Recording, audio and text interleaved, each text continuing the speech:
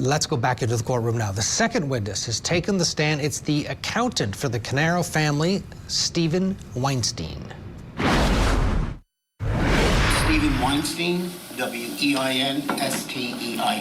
All right, thank you, sir. Prosecutor? Thank you, Judge. Good morning, Mr. Weinstein. Good morning. Where are you employed? In Teaneck, New Jersey. And what do you do for a living? I'm a CPA. A CPA? How long have you done that for? For over 40 years. Can you just tell us what your formal education is? I have a bachelor's in business from George Washington University, a master's in taxation from Pace University, and then my CPA. Now, were you familiar with the Caneiro family? Yes, I was. Generally speaking, how were you familiar with them? Probably in the early to mid-'80s, I met the uncle, Joe Caneiro, who had a small business in Brooklyn. From him, I met his brother, Caesar Caneiro, who was the father of Paul, Keith, and Corey, and I got to know them through the uncle. What type of a relationship did you have with them in terms of, was it business, personal, or something else? It was business. I mean, occasionally I was invited to some holiday parties, I was invited to Keith's wedding, but overall it was business. And what type of work, in a general sense, did you do for them? Well, I was the accountant. In the earlier years, I helped them get going. They had a little space in Brooklyn that his uncle provided for them. I would see them more than once a month, but then as the years went by, they had a bookkeeping staff or whatever. In more recent years, it was pretty much like once a month I'd come in. They had their internal accounting system. I'd review the books, reconciliations, assist with filing of sales taxes, review the payroll taxes. That's what I was doing. Okay, so let me just ask you to clarify specifically, did you know Keith Caneiro? Yes, I did. And how about Paul Caneiro? Did you know him? Yes. Okay. Can you tell us a little bit about the origin of your employment with them? Well, again, through the uncle, I met them, and they were remarkable. They started out in Brooklyn.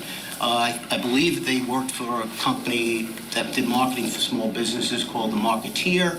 They did the computerization for them, and then through that, I think there was a young lady who Keith was pretty friendly with. I do not remember her name. They worked for Citibank, and through that, Keith and Paul did work at Citibank, and then from there, they went to Republic Bank, and then one of their larger companies at one time was Ogilvy and Mather, if I pronounce it right. And you may have said it, but what was the nature of the work that you say Keith and Paul did? Computers, consulting, pretty much. Computer consulting? Yeah. Okay. Now, did they have any businesses together?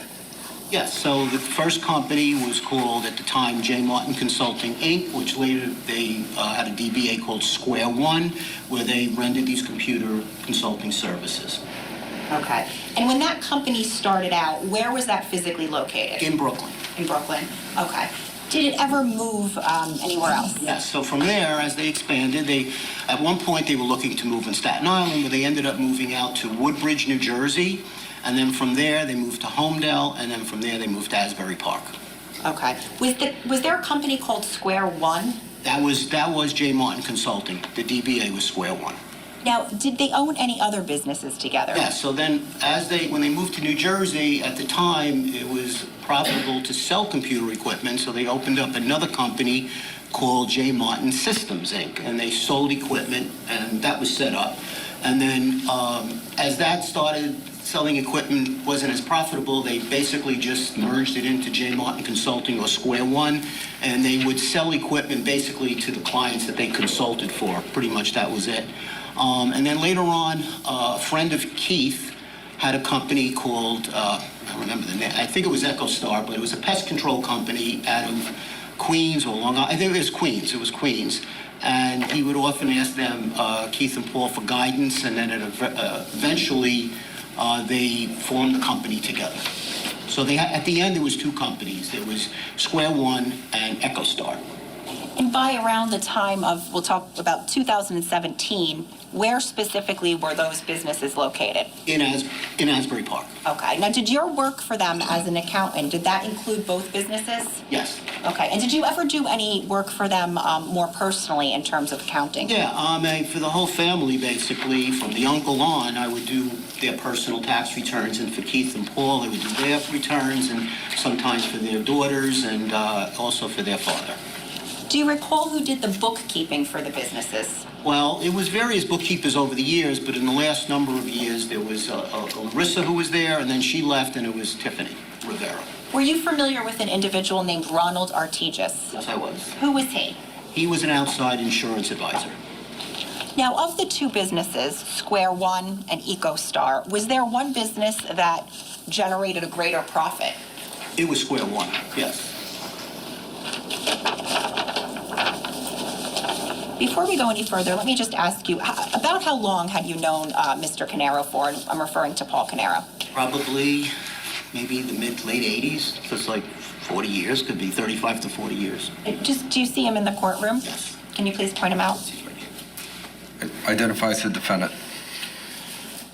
Sir, to your knowledge, what role did each of the brothers play in terms of the day-to-day operations of each business? Well, over the years, it changed, but for many years, Paul was out, like with Ogilvy and Mather, he was out doing a lot of work there, traveling the world, I guess, my understanding, and Keith was handling internally. But then as the years progressed, it became more of Paul handling the operations and Keith outside of the office. When you say Keith was outside of the office, what specifically do you mean by that? He was working from home, or wherever he was, but he was working from home, from my knowledge. Did you know why? No, he worked from home. Now, during that time, were you familiar with whether or not Keith had gone back to school for anything? Yes, he did. He wanted to get his degree and to become much more marketable. And do you recall approximately what time frame that was? I can't, but it was definitely in the years that they were in Asbury Park and probably Homedale, I would say. Those years, I don't really know the actual years. I want to talk a little bit about the businesses. Do you know whether Paul Caneiro and his family received any income through the businesses? Yeah, they had payroll. As Keith's family, they had payroll, health insurance benefits, retirement plan, auto reimbursements, and stuff like that. Now, to your knowledge, what if any other sources of income did Mr. Caneiro, Paul Caneiro, receive? Well, outside of the company, eventually he was receiving disability. Okay. When you say disability, do you know what he was collecting from, what policies? Yeah, first it was Social Security, I believe, and then Sun Life. What is Sun Life? The insurance company. So Okay. Was that a group policy, an individual or something? No, it was an individual policy. Now, I believe, and correct me if I'm wrong, you indicated that you had prepared some tax returns for the brothers and their families. Yes. Did you specifically prepare any taxes for the defendant? Yes. Okay. Are you familiar with any debt that he may have owed to the IRS in the time frame of 2017 and 2018? At a certain point, I believe he fell behind. I think the disability wasn't being covered with withholdings, and then he went out and he worked out an arrangement with the IRS. Do you know approximately how much that debt was? I think, if I recollect, it was around $80,000. And when you say he worked out an arrangement with the IRS, what are you referring to? They would give you an installment plan to pay it off. Now, do you recall where the employees of the businesses held their 401k accounts? Paychecks, payroll service, they had a 401k department, retirement department. Now, were you privy to any loans or premature disbursements that Paul Caneiro took from his 401k? In this 401k plan, you're allowed to borrow against your retirement. So, yes, they had loans against the retirement plan. And do you recall about what year that was? I don't know for sure. Okay, the accountant who knows these brothers well and their businesses, which is key to the state's theory that this was all about money, is on the stand. We'll get a break and we'll have more of this direct examination of the family accountant. Stay with us.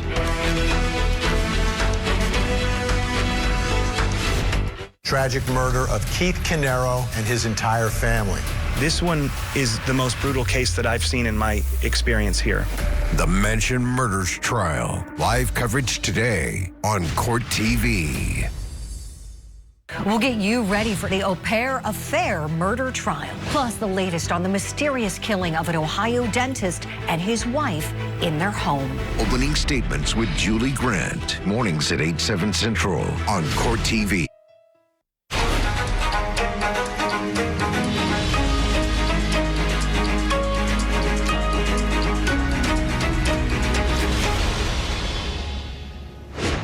Before we head back to New Jersey, a quick update out of Texas. In the Uvalde school massacre trial, former school officer Adrian Gonzalez accused of failing to confront the school shooter during the deadly Uvalde shooting back in 2022. Earlier today, a Texas Ranger testified on cross-examination that it could have been difficult to locate the shooter with the gun's loud echoes.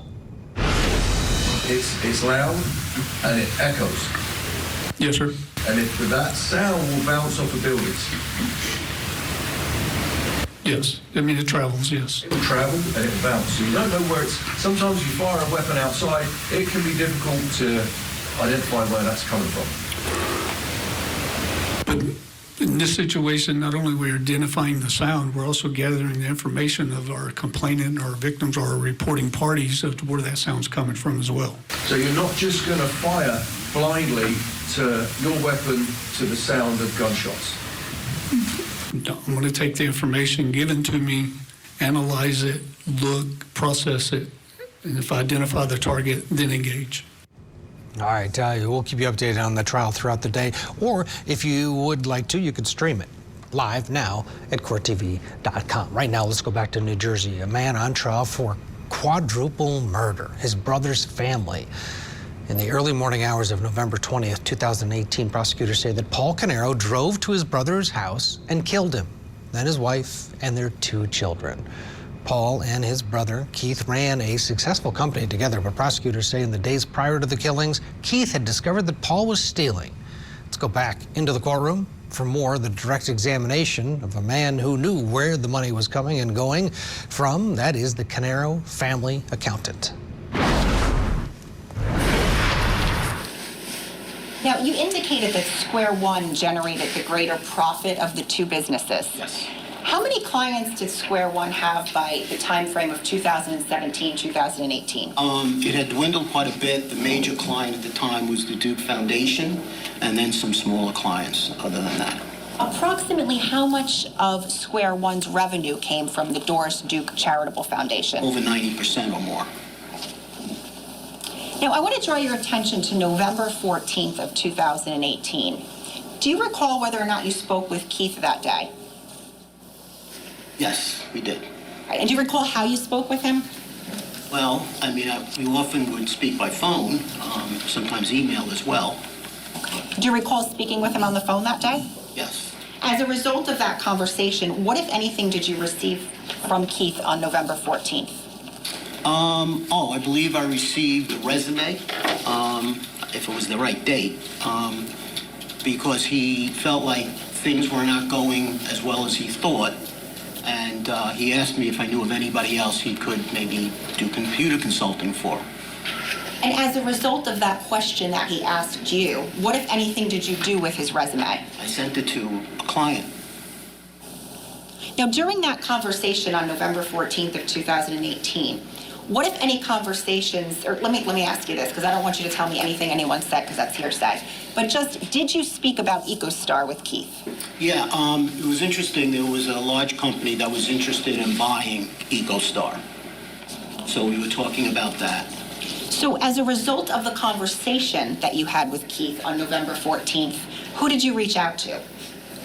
Well, I know I spoke with Paul and Keith, and I know Paul was putting a lot of numbers together on the activity of the company to put together the facts that the company would need to buy, to work out the sale price. Do you know where there was a potential buyer for EcoStar? There was. Okay, and did you reach out to that potential buyer on the 14th? I was asked to reach out, yes. Okay, do you recall whether you received anything from that buyer? I don't remember the exact person, but I do remember there was conversations on what the purchase price that they were willing to pay, which was about $850,000. So essentially, was that an offer that they were making? That was basically an offer.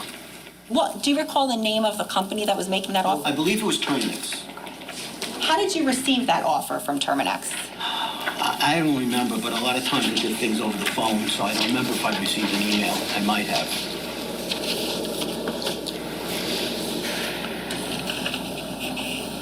As a result of receiving that offer, did you send any emails to Keith and Paul on November 14th? Yes, about the offer, sure, yes.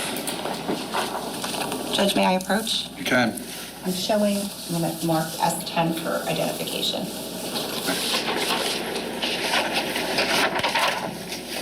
I'm showing you what's been marked as S10. Do you recognize that?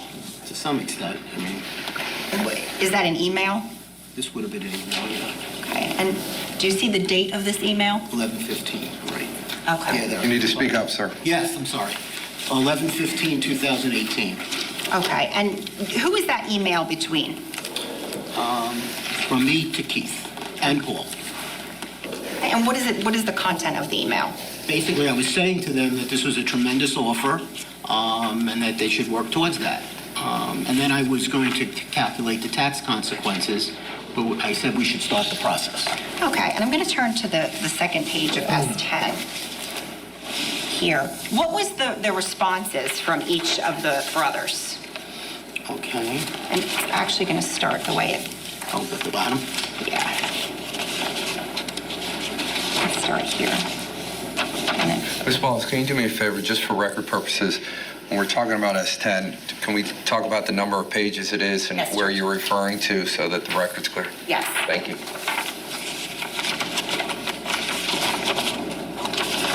S10 is 4 pages, is that correct, sir? Yes. I'm going to start at the 4th page. Do you see how the email sort of Yeah. starts down there and then moves Okay. backwards? If you can read that for us. Okay, so after that, Pete said, let's do it, questioning Paul, I guess, to move forward.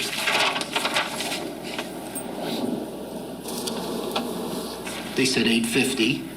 Who says that they said 850? Paul to Keith and me, and then,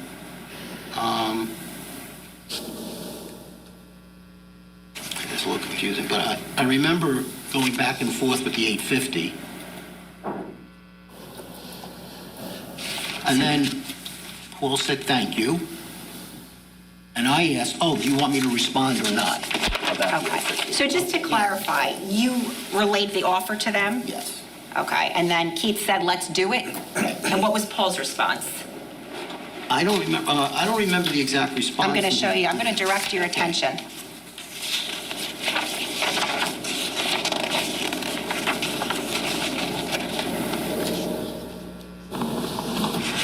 Okay. Do you see on page 3 here? Yes. Where it says 11/15/18? Yes. And it says that it's from Keith Caneiro. You see that? He said agreed, and then He said- let's do it, and he questioned Paul. Okay. So specifically, he said Paul, question mark? What do you think? Right. And then I'm going to ask you to read on the next page over. It's going to be page 2. Do you see where it says 11/15/18, Yes, 10:57 p.m.? What was Paul's response here? They said 850,000. Okay, and then what was your response? I will respond that it was 850 and wait for their response. We Okay, were going back and forth, right? sure. And what did Paul say? Thanks. Okay, and then did you respond again some point at about 11:01 p.m.? I said, do you guys want me to respond or not? I wanted to be sure I should go back and forth with them.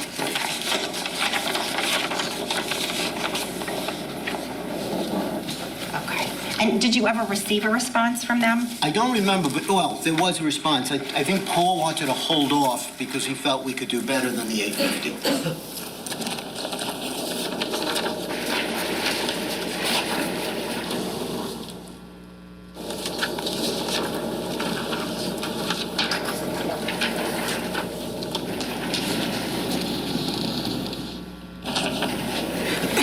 Excuse me. Mr. Weinstein, during the course of your employment with the Caneiros, did any of your work for them relate to something called an irrevocable life insurance trust? Yes. What was your understanding of that trust as it relates to the work that you performed? Okay, so that was set up, I guess, in the late 90s, early 2000s, if I remember. It was life insurance was put into an irrevocable trust, so the life insurance proceeds upon the deceased would not go into the estate and could be used, let's say, for estate taxes or whatever was needed. So when that was set up, a bank account was also set up at the time for the monies to be put into the bank account to then pay the quarterly premiums. And my work involved in this was All right, we'll get a break, but first let's bring in our guest for the hour. In Fort Lauderdale, Florida, criminal defense attorney Michael Gottlieb. Michael, this is a case that we have been following for months, years, and now here we are, day one of trial. The openings, as expected, the state says he burned his brother's house down after murdering his brother and his whole family, and then burns his house down to make it look like they were both victims. The defense gets up there and says, well, wait a minute. He didn't do it. He would never do something like this. But there was this other brother who we should all be leery about because they never investigated brother Corey. Your thoughts on what this has done in terms of setting the table for trial? Well, it's obviously interesting. You know, there's a defense there, right? So the defense is, or the motive is money. Money's involved, and it could have been anybody. It doesn't have to be Paul. Paul originally, somebody was coming after both Keith and I, you know, or tried to make it look like there were two people that were coming after, somebody coming after both of them. So it's an interesting theory that, yeah, there's this other younger brother, and it might have been him that did this. All the jury has to decide is there's a reasonable doubt that it was somebody else, and then Paul gets a not guilty verdict. So it's an aggressive defense. We'll see if it works. The horrible nature of this crime, the defense leaned into it in their opening saying, he could never do this. Well, someone did do it. Someone murdered this family and then burned the house down. The person that did this stabbed these two children, and they were alive. They died of smoke inhalation. It's as bad as you can get in terms of a crime. How does that usually affect a jury when kids are involved in terms of inflaming and turning their attention towards the defense table?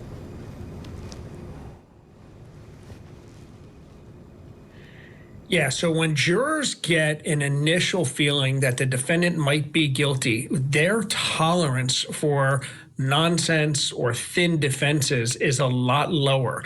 And when you have a case like this, where kids were not just killed, but killed in a very aggressive, egregious, cold, calculated, premeditated manner, stabbed, and then left there to suffer and die from smoke inhalation, which takes time.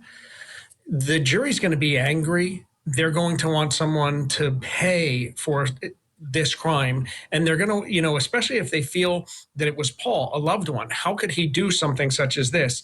I would suspect that if they believe early on in the case that he's guilty, that it won't be a long time deliberating. Okay, we're in day one. They're expecting this to go weeks, if not months. Let's get a break. When we come back, more of the accountant who knew the inner workings of the brothers' business.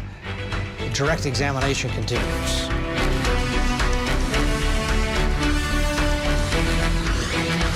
.com.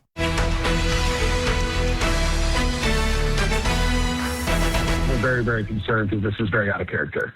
And we can't get in touch with his wife, which is probably the more concerning thing. I can hear kids inside, and I swear I think I heard one yell. What's changed since the last person I talked to? There's a body. There's a body inside?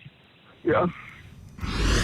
After nearly a 2-week manhunt, the suspect in the brutal killings of a dentist and his wife has now been taken into custody. Michael McKee, who is the ex-husband of one of the victims, Monique Tepe, was arrested in Illinois, where he is set to appear in court today to be extradited, then eventually back to Ohio. Court TV's Matt Johnson is going to join us live next hour for a full report.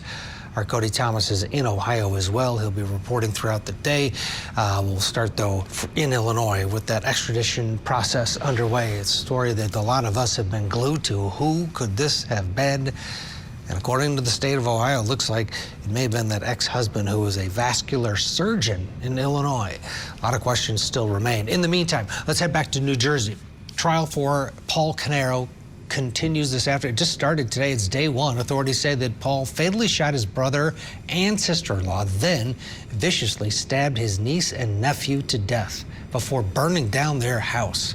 Investigators point to a family business dispute, financial problems as possible motives for the murder. The person that would know all about the financial issues, one way or another, is the accountant. He's on the stand. Let's go back in. And my work involved in this was putting together numbers because when the monies are transferred, whether it's from payroll or actual checks from Keith Caneiro, that's considered a gift to the trust. And at the end of the year, I would determine if a gift tax return would have to be prepared based on the amounts of money that would go into the trust to pay the premiums. Okay, so just a couple of things. So you indicated that that trust was created in the 90s? Late 90s, early 2000s. I believe late 90s. Okay, and just for purposes of clarification, just have you, as in your role as an accountant, have you dealt with irrevocable life insurance trusts Yes. before with other clients? Okay. Approximately how many? Well, a number. I mean, 10, 20, something. Okay. So you indicated that there was a bank account set up at TD Bank? Yes. Okay, and that was to pay what? To pay the life insurance premiums. Okay, and what was the life insurance company, if you recall? Canada Life. How was that TD Bank account funded? Through payroll from Keith. Okay. But there were times over the years where it wasn't from that. It was actual checks that were paid. Mm-hmm. Now, in about 2017 and 2018, you indicate, well, let me ask you this. Let me strike that.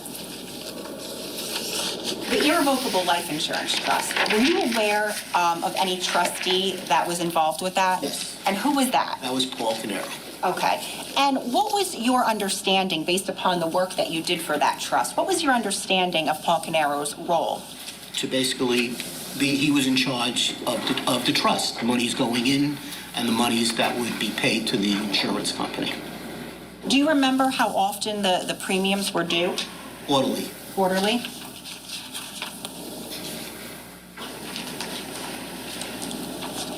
You indicated that you would prepare the yearly or the annual gift tax returns. Yes. When you did that, what, if any, paperwork did you have to review? I needed the bank statements. That's what I needed. The bank statements from the TD Trust checking TD account? bank account, right. Okay. How would you get those bank statements? In the much earlier years, when I went to the client, when I went to square one, they would be there in a file for me. As the years went by, they weren't, and then I would have to request them from Paul. Okay, so let's talk about the time frame from 2017 to 2018, those years. How would you get the bank statements then? I would request them by email from Paul. And would you receive those bank statements from him? Yes. And how would you receive them? He would email them to me. Do you know whether or not Keith Caneiro had access to that TD checking account? I don't believe he did because he wasn't a trustee. Did you ever get the bank statements from Keith during those years? No, never got them from Keith. Was there something on the Keith Caneiro's life insurance policy called an automatic premium loan provision? Yes, so when they would fall behind on a premium payment, the life insurance would have a loan provision that would pay the premium, and then interest would accrue on that loan.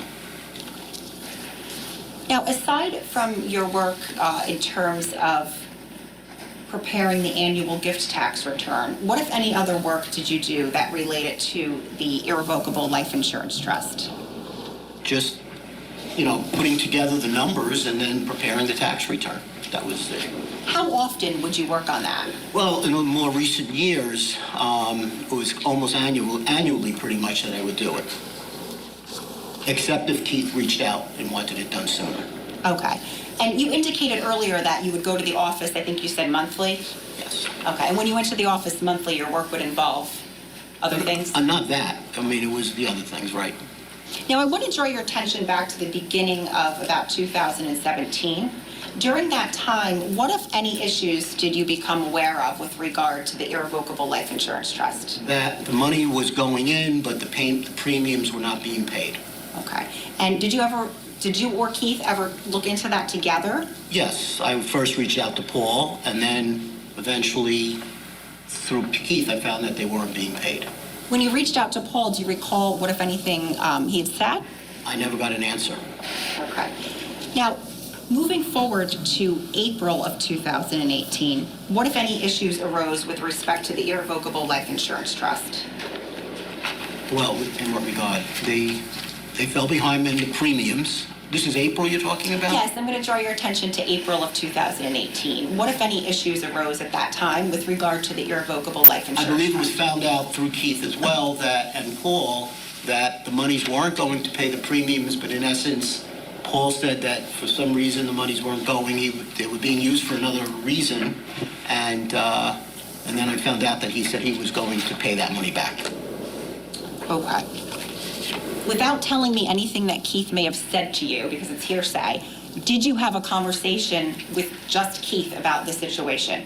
Yes. What was his demeanor like? He was very upset about it, disappointed. Do you recall being copied on any emails from Paul during that time frame of There were emails, yes. Of April of 2018? Yeah.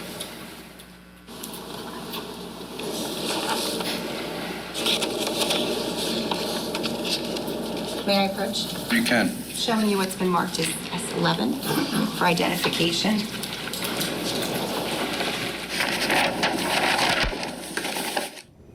All right, she shows that exhibit. We'll get a break, get you back into the courtroom for more of The Accountant on the Stand.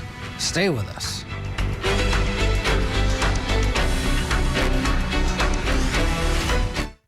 Did an affair lead to double murder? The Commonwealth's Attorney's Office has secured an indictment against Brendan Banfield for the murder of his wife, Christine, and the murder of Mr. Ryan. Prosecutors allege the defendant planned to run away with the family's au pair. So he killed his wife and another man. He was saying, I'm gonna kill her, I'm gonna kill her. It's a case of sex, lies, and deadly deception. The Au Pair Affair murder trial. Live coverage this week following jury selection on Court TV.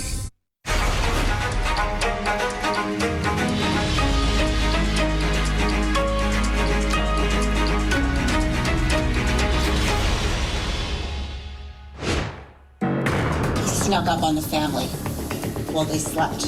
Waited for his brother Keith to come outside. The defendant gunned him down, and he stabbed his niece Sophia 17 times. He started a fire. He certainly did not brutally murder the family members that you will hear he loved and cherished and adored so much. They want you to follow the money? Well, so do we. Yeah, the opening statements. It's day one, new trial out of the state of New Jersey, and we're here for it. The defendant here, Paul Caneiro. He's facing murder charges in the deaths of his brother, sister-in-law, niece, and nephew, all of them brutally killed, especially the kids. An investigation revealed that Paul and Keith were in business together. They had a financial dispute that may have been a motive. That's what the state is alleging. Let's go back into the courtroom now and listen to more from the family accountant, Steven Weinstein. Do you recognize this? Yes, I do. And what is this? These were the payments that didn't go to the premiums, but were paid to school. Okay, but what is this generally speaking? Like, is this an email? Is it something else? What is this? This is an email. And who is it from? From Paul. What is the date? It's April 11, 2018. The time? 11:01 a.m. And who is it to? Keith. And who is copied? Ron Artigas and myself. And what is the subject of that? Where did the money go? Its subject line says what? Trust reconciliation. Judge, permission to publish? Good.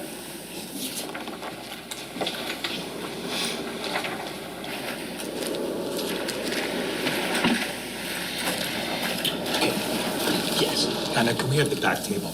Thank you.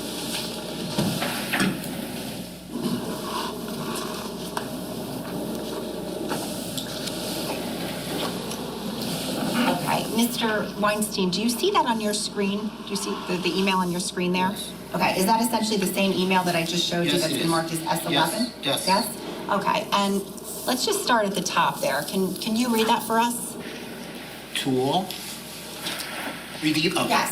I had selected the wrong bill pay, some of the payments for 2017 and 2018. They went to a school loan, I don't know. The total amount that was paid out of the trust account to the wrong payee was $25,054.77. With interest, I calculated, gets cut off. Send this amount directly to the principal as soon as the money hits my account. Please double check these numbers and let me know if they match up with your numbers.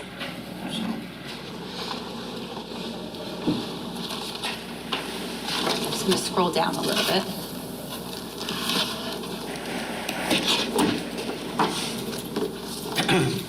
So I did some calculations also.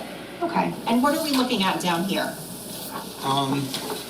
The amounts that were paid to the trust in 17 and 18, there was a number of 38,380, but for some reason I calculated 34,209, probably from the bank statement somehow. Are those your markings on there? Those are my handwriting. Okay. Yes. So was this an email that you received? Yes. Okay. Ultimately, did you turn this email over to law enforcement during the investigation? Yes, it was requested. Okay. And let's just go down a little bit. What else does it say there? So these are all the amounts, and it says, sorry for all the confusion, I've had my head up blank, Paul Caneiro. Okay. Sorry, you can say what it said. Yes. Sorry for all the confusion, I've had my head up my ass, Paul Caneiro. And when did you put the markings on each one of the... Sorry, Judge. Go ahead. Once I received the email, I went through the numbers. Okay, so it was back then? Yes. Okay. Ms. Wallace? Thank you, Judge. We can take this one. Do you recall receiving that email? Yes.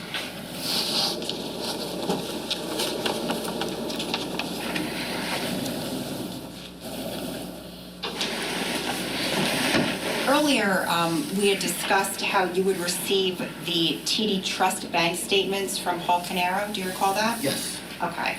Now, did you receive any TD Trust bank statements from him for the year 2018? I believe through September. Okay, so should I ask you, tell us the months of 2018 that you received. I received January, all the months from January through September of 18. Okay. Did you ultimately provide those bank statements to anyone during the course of the pending investigation? Well, I did. I sent them to Keith by email. Okay. Or forwarded it to him, however I did it at the time. And then this investigation, they were requested. Okay, and specifically, we'll talk about both of those, but did you provide them to somebody named Detective Bassender from the prosecutor's office? Yes. Okay. And you also indicated you forwarded them to Keith? Yes. Okay. Do you recall the time frame that you forwarded them to him? Well, if it was through September, it would have been probably getting them, probably November. Okay. And what about October through the end of the year? Did you ever receive? I never received any more. Okay. Not that I recollect.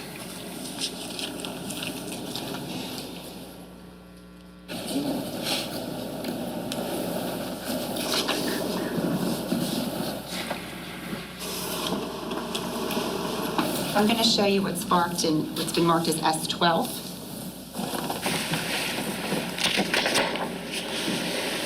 Do you recognize these? Yes, these are the bank statements that I received for the irrevocable trust. Okay.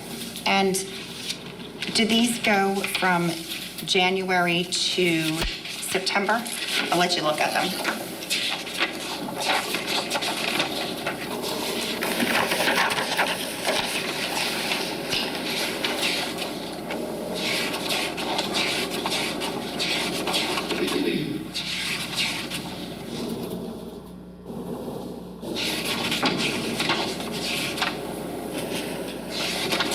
Through September, yes.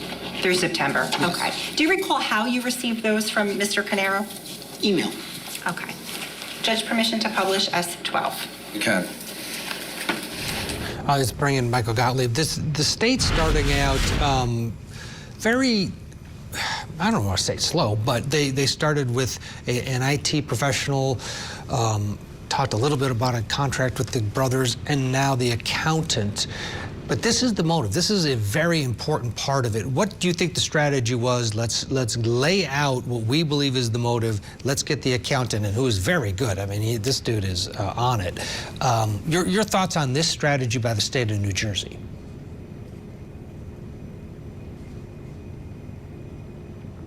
Yeah, so the one thing that the government never needs to prove in a criminal case is motive. But when you have the ability to prove the motive, to prove that there was an individual that had a reason to commit the crime, I think that that's what a jury wants to hear. And I think while they're proceeding slowly, I think they're building their own credibility. They're showing the jury that their expert has credibility. He really does seem to know what he's talking about. He's intimately involved with the family and all their communications and all their business He's a trusted individual giving advice. He's gotten admissions from Paul that he misused the money and he's willing to pay it back. And that proves motive. And the government is building inference upon inference, trying to point a finger at Paul to say he is the person that committed this crime. Do you think this idea of going after the other brother was a smart one? Would they have to bring in that other brother some way or no? Well, anybody who brings in Corey, the other brother, Corey's clearly going to say, I did not commit this crime. Otherwise, he'll be indicted for murder. So I think it's a great defense because you're going to have two people saying, no, I didn't do it. I'm not guilty. And who would benefit from both of his brothers? So his family are killed. If Paul is killed, then Corey benefits financially. From that. So he had an even greater motive than Paul. All right, need a break. Back with more out in New Jersey after this. Plus, the dentist and his wife. Now.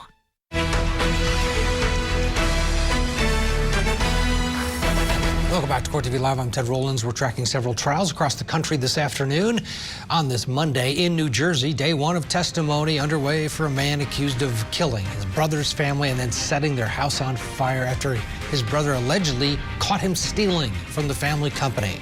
In Texas, the state's case continues. In the trial for the former Uvalde school officer who allegedly failed to confront a school shooter in Ohio, a jury has now been seated in the trial for a man who killed an Uber driver in what later appeared to be a scam by a third party. The jury will head out to view the crime scene today, an hour before returning for the opening statements. That's Ohio versus Brock. We're also in Illinois, where after almost 2 weeks of a manhunt, the man suspected in the killings of a dentist and his wife is set to appear in court today, set to be extradited back to Ohio, where Matt Johnson's going to join us live for a full recap of this developing story out of both Ohio and Illinois. But for now, back to New Jersey we go. More testimony in the Mansion murders trial for Paul Caneiro, the family accountant on the stand. Let's go back in. On your screen, do you have these in front of you? Yes, I do. Okay. Let's just look at the first page here. What is there on the top where it says ATF Keith Caneiro? Irrevocable trust agreement, Keith Caneiro grantor, Paul Caneiro trustee. Okay. And if we can just look at the first page there, the statement period, do you see that? Yeah. Okay, and what is the date there?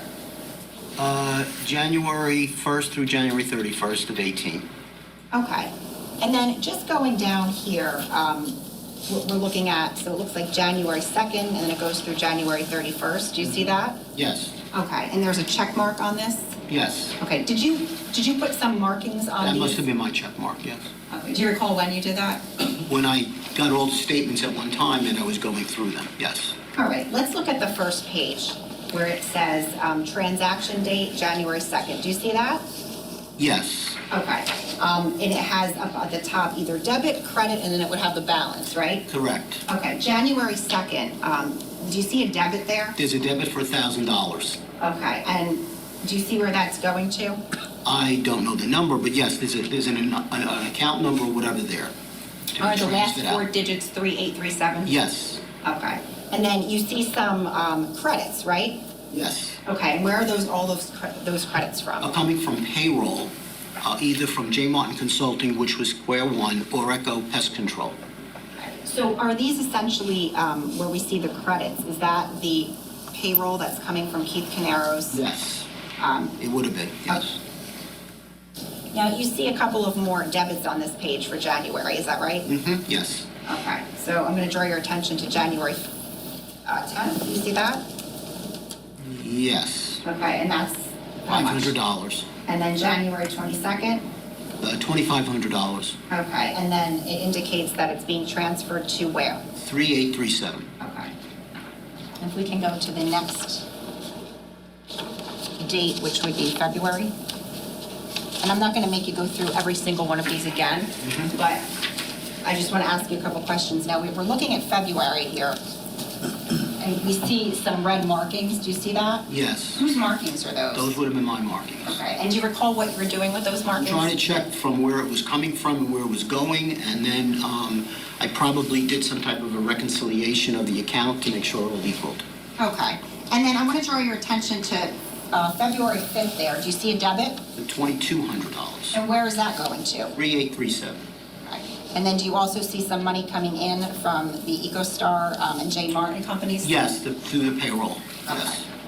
Let's go to the next pay period of March 1st through the 31st. Okay. And again, do you see those red checks there? Yes. Or those red marks? Yes. Okay. And here there are no debits, right? No debits at all. Let's go to April.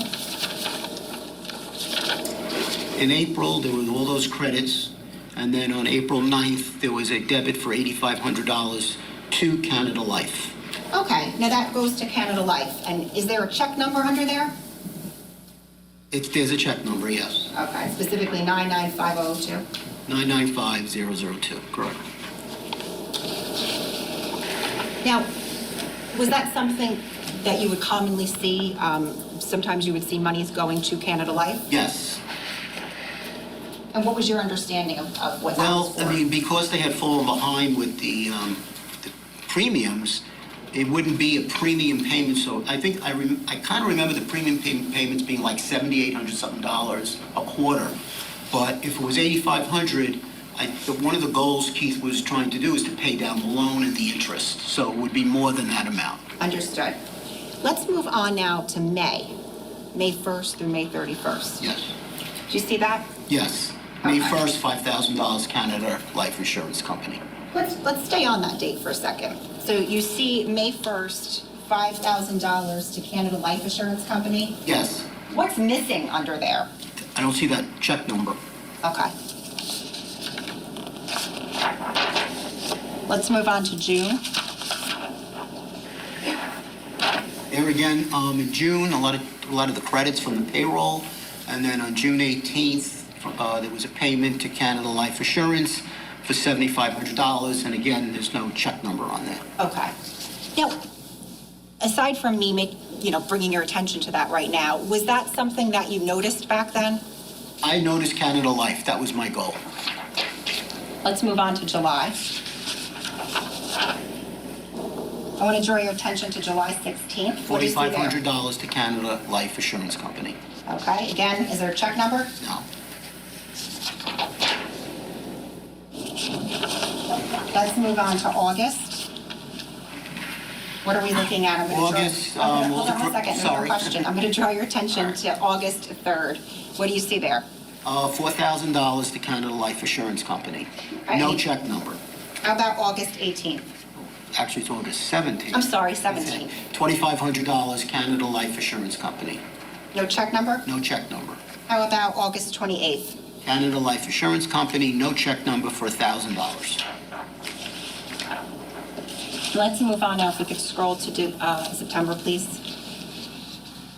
I'm going to draw your attention to September 4th. $1,000 to Canada Life Assurance Company, no check number.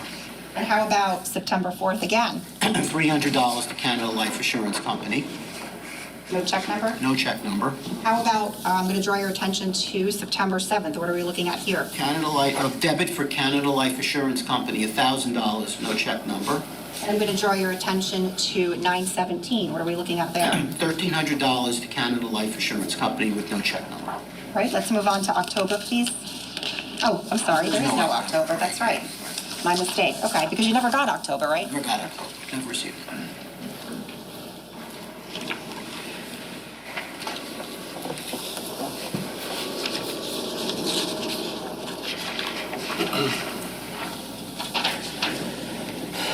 Excuse me.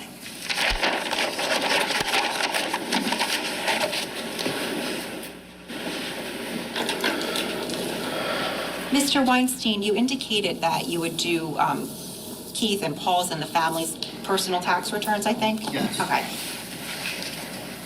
During your employment, did Paul Caneiro ever disclose or notify you of any fees that he was taking from the trust account as the trustee for tax purposes? No. Now, if he was taking a fee, would that be considered taxable income? That would have been taxable income. When was the last time you spoke to Keith Caneiro? It was, I believe, the Tuesday night before his death. Would it have been November 19th? Yes. How did you speak to him? He would email me. We spoke by phone. We must have spoke at least 3 times on the phone that afternoon into the evening. Without telling us anything that was said, what was just the general topic of the conversation?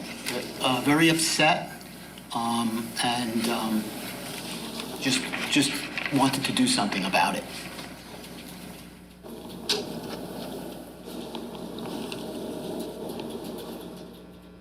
When you say upset, what specifically about? What was That the... money wasn't going to pay his life insurance again, and he was pretty upset about that.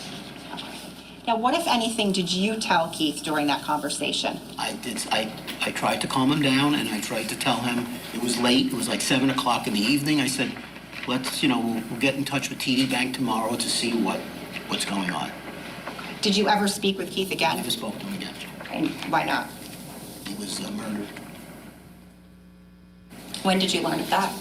That next day, which was Wednesday, I got back to my office, and I got a call from Ron Artigas. He asked me, did you hear what happened? I said no, and he told me, and I was in total shock, and then I tried to reach out to Paul to see what was going on, and never to speak to him. Now, do you recall speaking with law enforcement in relation to this case? Yes. Do you recall when that was about? So it was in January of 19. And what, if anything, did you provide them with? Whatever they asked for. All records from the company, trust information, anything they needed. Okay. And did you also provide a formal statement? Yes.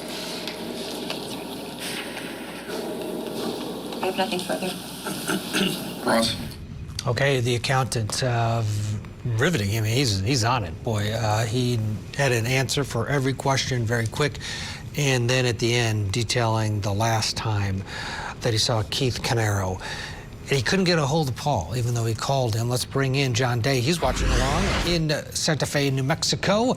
What do you think of this case overall? I don't know if you had an opportunity to see the openings, but the defense came out and blamed the brother Corey.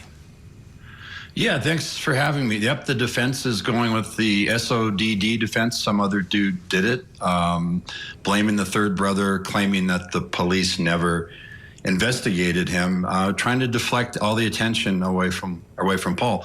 I mean, it's risky, but at the same time, if a jury believes that there was someone else out there who was not investigated, I mean, it's all that the defense has. They're going to go down that road, but we know from the outset, right out of the gate, where they're going to go.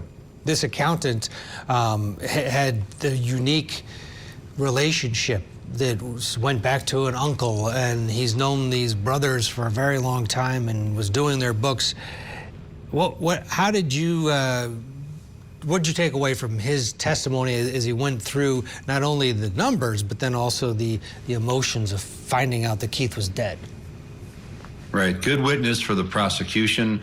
The accountant doesn't really have a dog in the fight. He's going to be seen by the jury as someone who is just doing his job, just looking at the numbers, literally, black and white on paper. And it's a numbers case at this point for the prosecution, trying to establish, they don't have to establish motive, but they are going to through the financial records showing that, that there were these losses, that there were things happening, that there was something afoot. And the accountant is a really good witness for this. He presents well. He knows what he's talking about, and he's really affable. So I think the jury is really going to like him, and they're going to listen very carefully to everything he says about what happened with the brothers in that company. Yeah, let's get a break and see how the defense handles this accountant who's very astute. How will the cross go? We'll find out together right after this. Stay with us.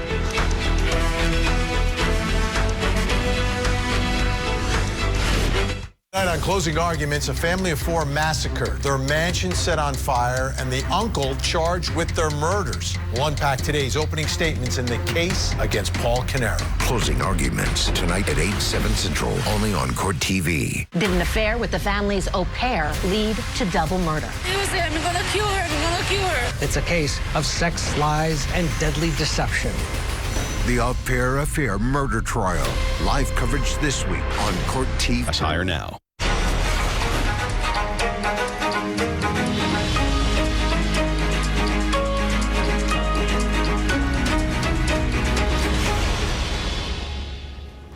Let's head back to New Jersey now, where a man is on trial for murdering his brother's family and his brother, trying to burn evidence as well. Prosecutors say that Paul Caneiro killed his brother and business partner, Keith Caneiro, and then went on to kill his wife and 2 young children. Caneiro then allegedly set his own house on fire after setting his brother's house on fire to make it look like it was some sort of hit against the Caneiro brothers. Prosecutors say Keith Caneiro had recently discovered that his brother was stealing money from their company and had plans to expose him. Let's go back into the courtroom now, where the Caneiro family accountant is on cross. When Ms. Wallace first began talking to you this morning, she was asking how you knew the Caneiro family. Yes. You've known them for a lengthy period of time. Yes. Over 35 years, I guess. Throughout the 2000s and the 2010s, you were doing the Caneiro family's tax returns. Is that fair to say? Yes. And that would include Keith and his wife, Jennifer, Paul and his wife, Susan. Yes. It would include Corey Caneiro? Not here and there, not consistently, no. Sometimes. Sometimes, yes. You obviously knew the Caneiros up until 2018. Yes. Did you have contact with members? Did you have contact with members of the Caneiro family after 2018? To some extent, yes. Business? I spoke to Corey a few times. Met them at the Asbury Park office to see what was going on with the business, whatever. But that was being handled by, I forget the title, the person was going to handle running the business per se. I think Caesar, the father, was supposed to be the executor, but I think it was going to be run by the attorney. That's kind of what I remember. And you're talking about the receiver for the business. Receiver, right. Okay. And other than that, I spoke with Caesar. I probably did his tax return at least one other time after that. I believe I did a tax return for Corey's wife or girlfriend. I don't know. I don't remember the relationship. But Ms. Bertacci? Yes. Okay. At least 1 year, maybe 2 years. After 2018? Yes. So that would be like 2019 and 2020? Yeah, something like that.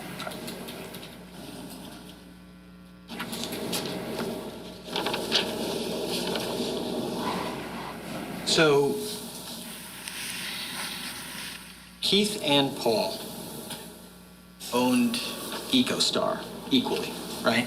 At a certain point, there was someone else was a third owner, and then they were equal. That person left sometime in the early 2010s, and then after that, Paul was a 50% owner, Keith was a 50% Yes. owner. Now, throughout the time that you were doing the taxes for the Caneiro family, you're also doing the taxes for the businesses. Not necessarily. I believe that the receiver had an accountant. Prior to 2018? Oh, yes, I was. Yeah. Prior to 2018, you were filing all the tax returns for Square One and for EcoStar. Correct. Now, you had access, obviously, to the people who worked at those businesses in case you needed to speak to them for business issues, right? One of them would be Tiffany Rivera, right? She was the office manager. Yes. And that was at the Asbury Park office. Yes. By the way, obviously both Square One and EcoStar are in the same physical location, right? Correct. They're both in Asbury Park. Correct. At the same office. Now, there was another woman you mentioned during your direct testimony, Larissa. Glorioso, yes. She was a bookkeeper there. She was there for a while, but she left way before this, I believe. I don't know. I think she was there through 16 or 17. I don't remember when she left exactly. You said that you would stop by the office about once a month? At that point in time, yes. And you would be there obviously to check in on bank reconciliations and there were sales tax filings that needed to get done. Financially, things weren't great, so they were kind of falling behind. So we were trying to work out arrangements with New York State or New Jersey, but we would work on that. I would review the payroll and payroll taxes, correspondence, all that kind of stuff. Yes. Mm-hmm. And you'd spend probably about half a day there, I'd imagine? Probably like that, yeah.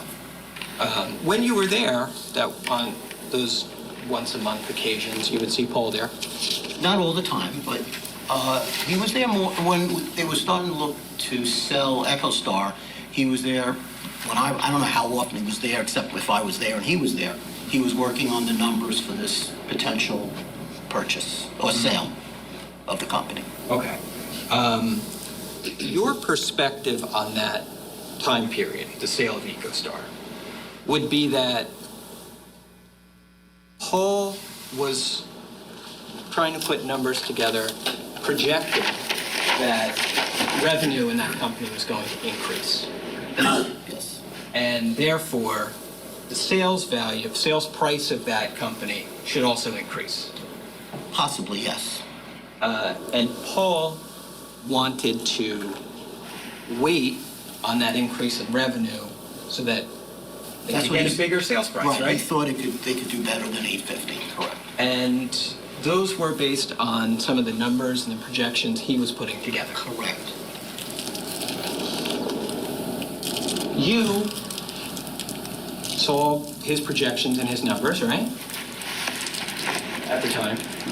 You have to say yes or no. Yeah, I'm sorry. Yes. And, you agreed with Paul. I don't know if I agreed or disagreed. It was a question of, at the time, $850 was, to me, an amazing number that this company could get. That Terminix wanted it. And from what I understood from other information was that they were looking to buy up a lot of small companies. Mm-hmm. So my feeling was, it's not really a question of agreeing or disagreeing. My feeling was, you got this number, maybe they're going to go somewhere else. Take the money and move ahead. Who knows? They'll go to another company and offer them the $850. So that's just my feeling. Sure. So it's not a question of agreeing. It could have gone up, but as what happened in my discussion, they took the offer off the table, and at one point it went down to $750. So that was my feeling. Well, it's not right or wrong. It's just. I think it's this though, and tell me if I'm wrong. This wasn't just a conversation that you and Keith and Paul were having in 1 or 2 days in November. This conversation had been going on for a few months. For months, right? A few months, not a lot of months. A few months. And in August of 2018. You're talking to Paul and to Keith, and you're saying that in terms of the offer going up, you're telling Keith that time is on your side. I don't know. Are you not? You don't remember? Can I show you something? Yeah, Maybe remind me. help you. Judge, I'm going to approach with D10. D10.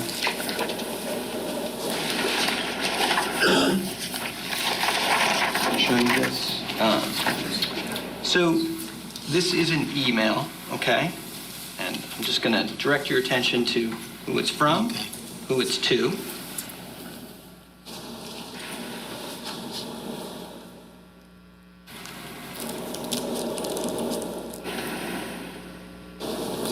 Oh, I remember this. Yeah, sure. Mm-hmm.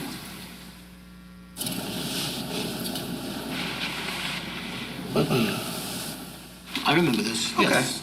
So, you always keep things close to the vest when you're making a deal. I mean, that's sure. You don't tell somebody what the price is going to be because that's the price. Right. And you're saying in this, we figure that time's on our side. Company keeps improving in the right direction, and the price we don't. But then they came back at 750, so maybe time wasn't on our side. This is August 28th of 2018, right? Yeah. Okay, hold on. You just showed him a document. He hasn't identified it. I don't know what it is. I don't know who the to and from are. I don't know what you started reading from it. I need more information from that before we continue. This is an email from Steve Weinstein to Keith Caneiro, dated August 28th, 2018, at 3:41 and 16 seconds in the afternoon. What was the date? August 28th, 2018.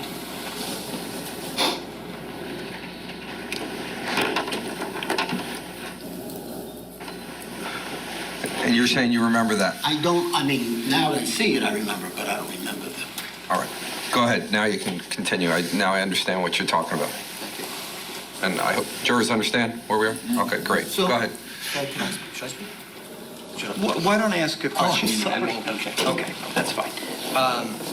Then, actually, right above that, in this same document, we see that Keith responds to you. Should I read it? Well, do you remember what he told you? I don't remember that until I read this now. I don't remember that. Okay.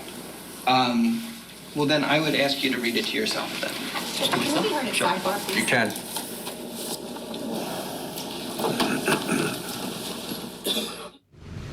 All right, prosecution wants to get a look at that document. We'll get a break still ahead. Court TV crime and justice correspondent Matt Johnson is going to join us live here in studio to help preview today's hearing for the man accused of murdering his ex-wife and her husband, the latest on the case against Michael McKee, right after the break. GLP-1.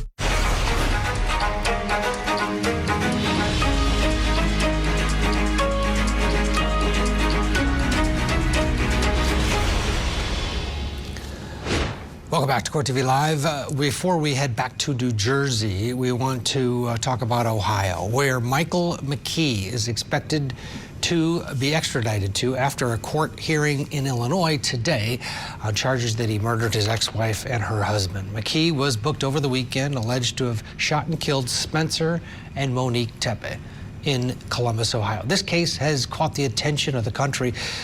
They were killed. Their kids were unharmed in the home, and police say now they have their suspect. This was a manhunt of manhunts.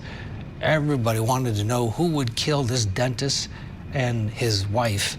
Well, they believe it was an ex. Here in studio for the very latest, Court TV crime and justice correspondent Matt Johnson. Fill us in. What a weekend. You get the alerts on your phone. You're like, oh my gosh, this is. And thankful that the kids were not hurt. 1 and 4, we'll talk about them. And we just found out, Court TV has just learned that there will be cameras allowed in that hearing today, that first appearance. So stay tuned. As soon as we get it, we're going to show it to you. Still no motive, though, for the ex-husband now facing double murder charges in his extradition hearing in Illinois. From Illinois to Ohio, that's set at 2:30 p.m. Eastern time today. Hopefully, we learn a little bit of a motive during that. Dr. Michael McKee is the 39-year-old vascular surgeon based in Chicago, arrested over the weekend after a 10-11-day manhunt. He's accused of killing his ex-wife Monique Tepe and her current husband, Dr. Spencer Tepe. The couple was found shot and killed in their Ohio home nearly 2 weeks ago. Their 2 kids, as I mentioned, ages 1 and 4, also in the home at the time, thankfully unharmed. Here's part of that chilling 911 call. The body, our friend wasn't answering his phone. We just did a wellness check. We just came here and he appears dead. Okay. There's blood. He's laying next to his bed, off of his bed, and there's blood. I can't get closer to see more than that. Okay, so you can tell he's obviously not breathing or anything? Yeah. Is it like huddle, you know, does he look like... It doesn't look huddled. I can't look. Okay, all right, understand. Okay. Evidence in the case includes this surveillance video. Look at that. Of a man in a dark hoodie walking near the victim's home in an alleyway at around the time of the murders And according to court documents, a car linked to McKee was also traced in that area around the same time. Detectives have confirmed that it was in the suspect's possession both before and after the murders. That's something that we could learn more about after this initial court appearance. And then after he's shipped off over to Ohio, we're going to learn a lot more details in that appearance and then also the filings in that. Yeah, the wording was unique. The car was in his possession, probably a rental car, one would assume, but we'll find out. Family, they have been, especially their brother-in-law, very vocal throughout this manhunt. Reaction from them. Yeah, and reaction from the community as well. Family of Spencer and Monique speaking out after the arrest, saying that they're devastated, but they're grateful to the Columbus Police Department and the community for all of the support. Over the weekend, several memorials held for the young couple who were described as, quote, extraordinary people whose lives were filled with love, joy, and deep connection to others. Their presence was big as their hearts. They were truly remarkable both inside and out, a solid pair with a bright future. They were proud parents of two beautiful children, and every day they showed up with the unwavering love and devotion to their family. After the arrest, family released a statement that goes on to say this, in part, as the case proceeds, we trust the justice system to hold the person responsible fully accountable.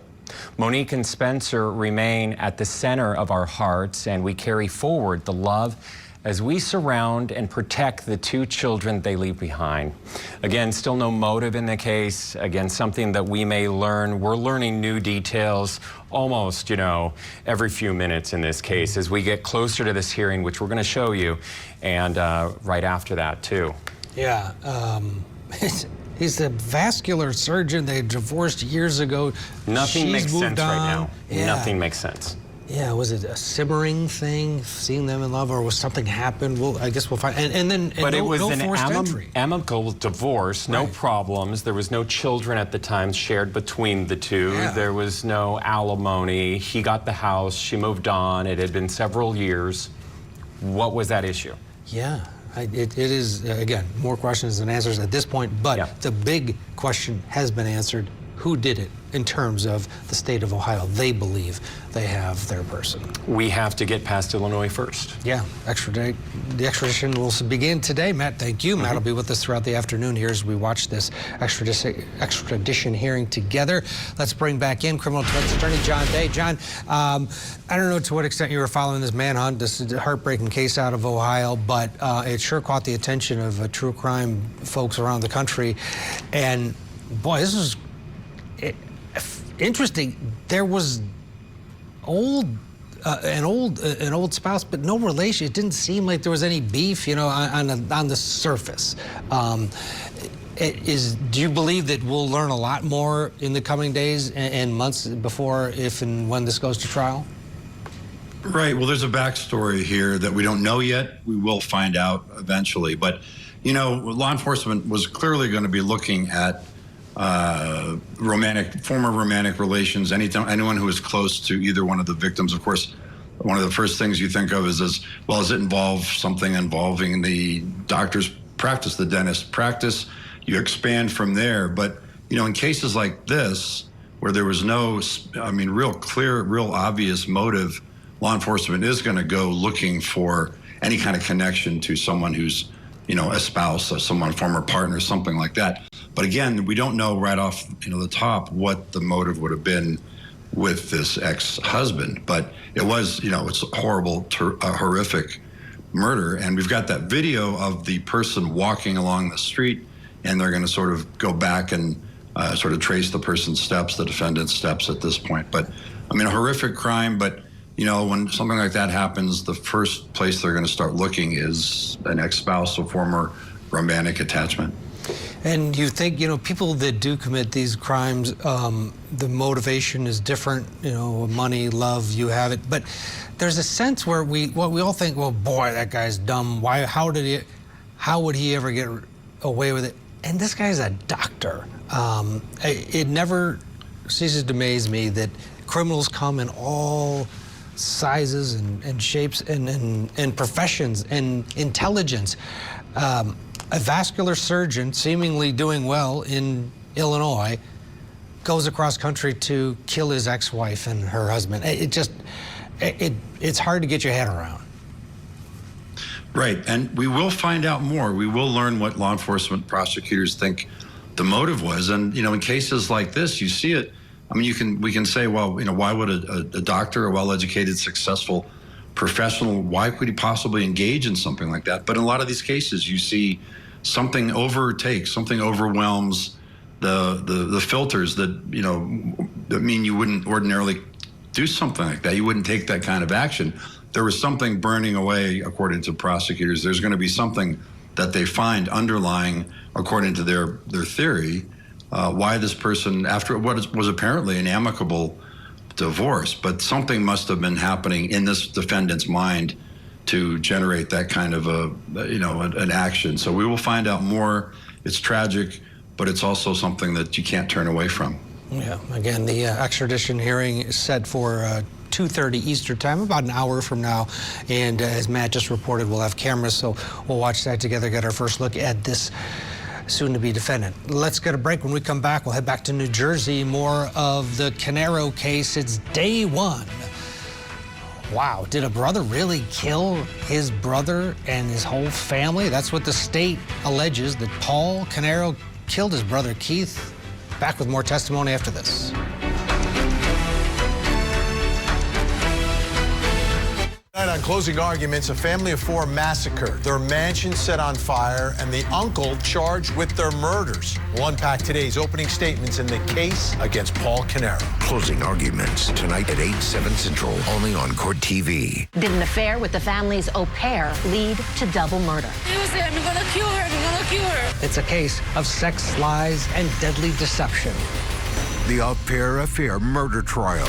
Live coverage this week on Court TV.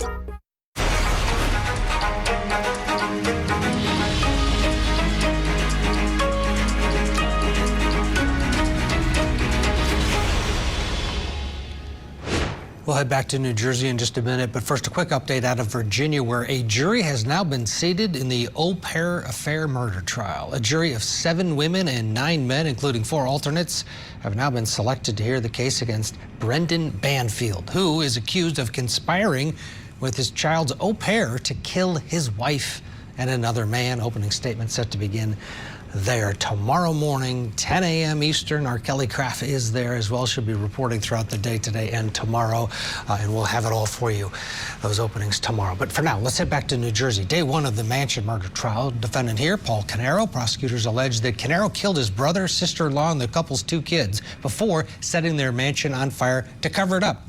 Investigators point to a family business dispute, financial troubles as part of the motive. Let's go back into the courtroom now, listen to more of the Caneiro family accountant. So, you did have a chance to read the rest of this document, Yes, right? yes. Now, without telling us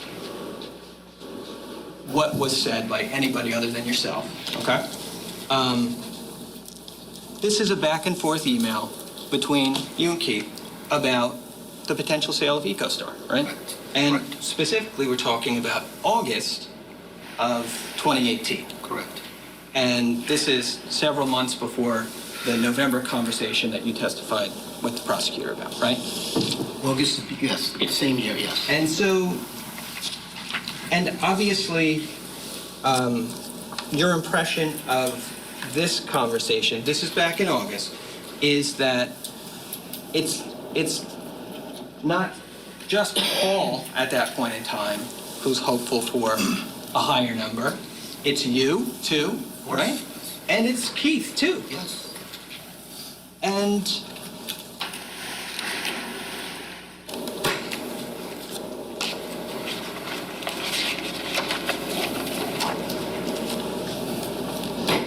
is it fair to say that you had other communications with Keith and with Paul on the issue of the sale between August and November?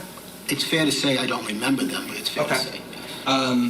Just to refresh your recollection on that issue, Judge, I would like to approach with D5. D5? Yes. Okay.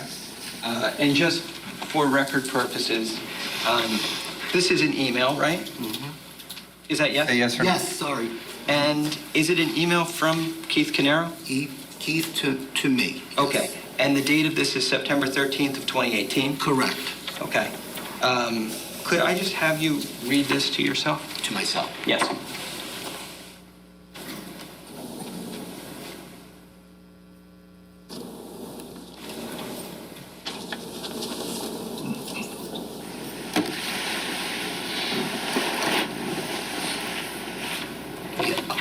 Okay.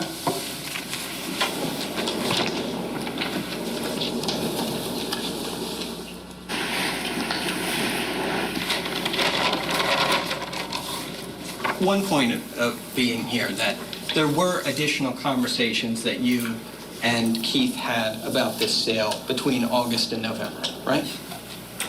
Is that yes? Yes. And those conversations were not definitively about Keith accepting an offer of $850,000. Well, based on that email I just read, no. It's just conceptually thinking about it, planning ahead, strategizing. Okay. Yeah. Keith is thinking he might accept that offer. Correct. But he's not saying. In the November email that the prosecutor showed you, Keith is saying, let's do it, right? Correct. But prior to then, those statements like that were not being made by Keith. Fair to say? Fair to say. Okay. Because everybody is considering what their options are, right? Of course, yes. And that would only make sense for everybody to do, right? Correct. But when we get to November,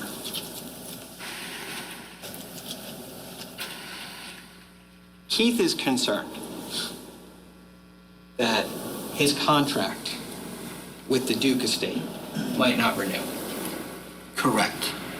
And that's when Keith is really motivated to sell EcoStar. Correct. And that's when he's on board to take the price of $750 that they're offering. I don't remember that. Is there in it? I know they dropped the price to $750.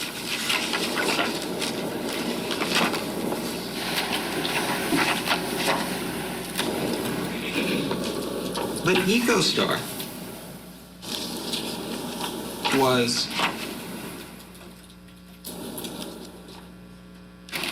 a 50-50 company between Keith and Paul, like you said. Correct. And that means that Keith and Paul are both going to have to be on board with a sale, of course, in order for it to take place. Correct. Paul,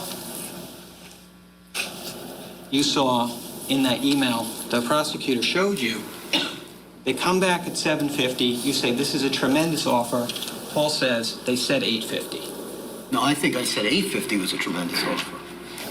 And then when we held up, then it became $750. Could I have yours?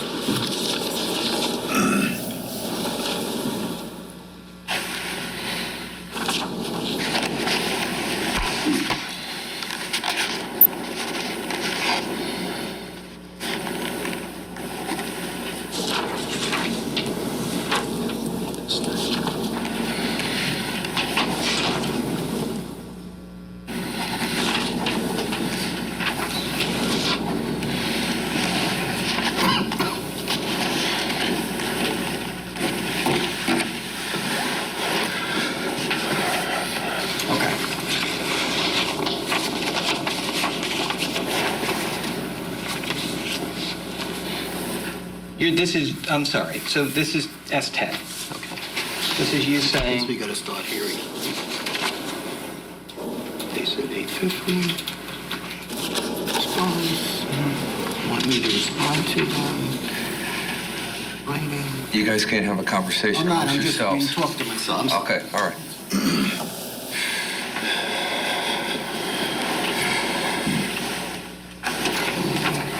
I think it's based on the $850. Sorry, it's confusing emails. Okay, but anyway, the point is, they come back, right? Keith wants to take the offer, right?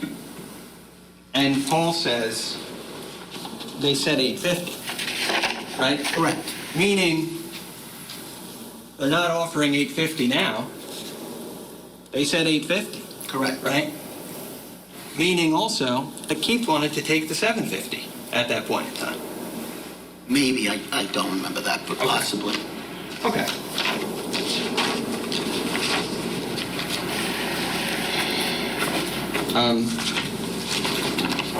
Judge, could I just approach with S9? Sure. You gave a statement to the state, right? You gave a statement to the police about All right, we'll get a break. Coming up, more testimony in the Mansion murder trial for Paul Caneiro, plus the suspect in the double murder of a dentist and his wife expected in court in Illinois. In about a half an hour from now, we'll have the very latest on the Tempe murder investigation right after this.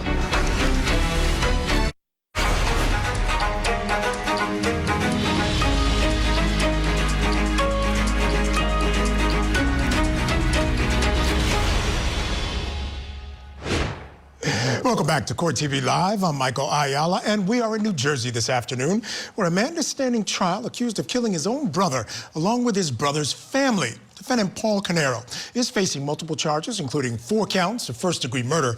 Prosecutor claimed that he fatally shot his brother Keith and Keith's wife Jennifer, and also stabbed their 2 children, and then tried to burn down their house to hide the evidence. Caneiro then allegedly returned home to set his own house on fire in order to make it look like a targeted attack, or that someone was targeting the 2 of them. Both Paul and Keith did run a successful company together, but prosecutors say the day before the killing, Keith sent an email to their business partners stating Paul was stealing money and needed to be cut off. Let's get you back into court now, where a longtime accountant for the Caneiro family is testifying on cross-examination by the defense. And you know that that was documented? Okay. Okay. So I'm going to show you this. This is S9. It says statement of Steven Weinstein at the top. Correct. Okay. I'll just have you flip through this and see if you recognize it. Oh, about the 850? Well, we'll get there. We'll get there. But just take a look at the last page. Oh, last page. See your signature on that? Yes. Okay. So flip back, if you could, to page 4. Sir, what's the date of the statement? This is January 24th, 2019. Yeah. How many pages is the statement, sir? The page... Let him answer. 9 pages. And did you sign the last page? Yes, sir. Okay. Do you recognize it? I recognize my signature, yes. Do you recognize the entire document? Yes, I do. How do you recognize it? Because I remember these words and I remember... I remember... So is that the statement you gave to the police? Yes. Any doubt in your mind? No. Okay. Now go ahead. Whatever page you want, Mr. Murray.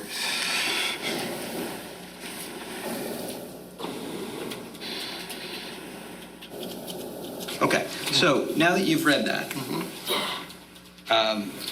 the detective asked you, can you tell us who the offer was from and how much it was for? And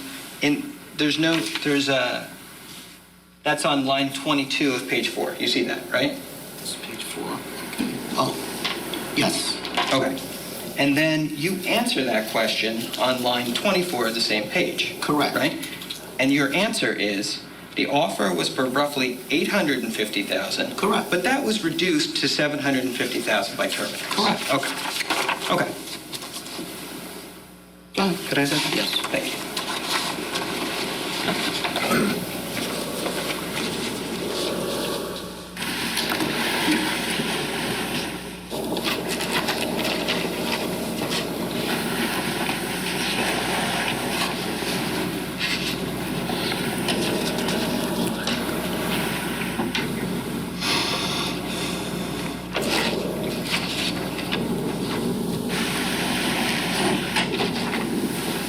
Now, the prosecutor asked you before about Keith going back to school. Correct. I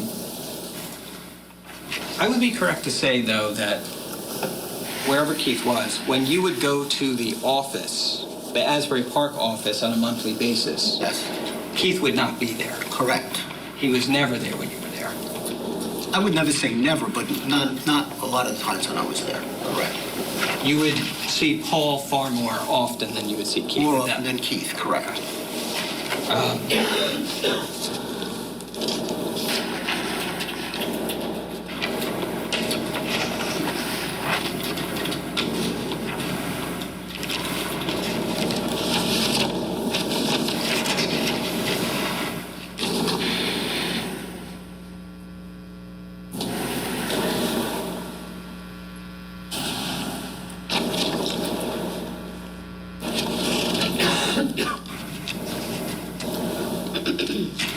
Okay, so the trust account that you testified about. Yes. You would have to prepare the estate and gift tax forms for that account potentially every year. Potentially, yes. Depending on whether there were contributions, I guess, above a certain... Exceeding that amount for that year. I don't remember what it was. It was probably around $10,000 or $11,000. In order to do that, you would need documents about the trust account. Correct. And you received those, you said initially, from going to square one physically. Correct. And then later by getting them from Paul. Correct. When the prosecutor showed you those documents before with your check marks on them, yes. Those were bank records, right? Correct. And they were the bank records from the trust account. Correct. And those were records that you had reconciled. Correct. And this is something that you had done for years at that point. Certainly since 2010 until 2017, you were engaged in that activity, right? Correct. What we saw in those records were debits from the trust account to an account that you said you didn't know what it was, but the last four numbers were 3837. Correct. Right. Now, those debits would have been on those records when you originally reconciled, right? Correct. And you were aware then that in these prior years, in 2013, 14, 15, 16, that there were debits on the trust account. Correct. That were not going to the insurance company. Okay. Right? Yes. I mean, that's correct. Is that fair to say? Fair to say. So, in all these prior years, by having access to these trust account documents, you could see that there was money leaving the trust account, going into an account that you didn't know, right? At the time, correct. But that wasn't the Canada Life policy. Correct.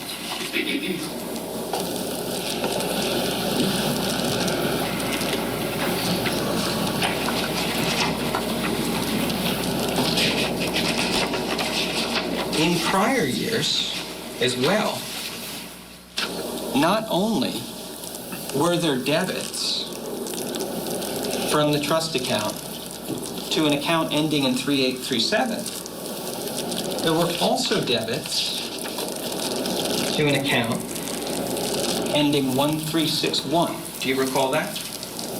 Now that you tell me, but I don't remember.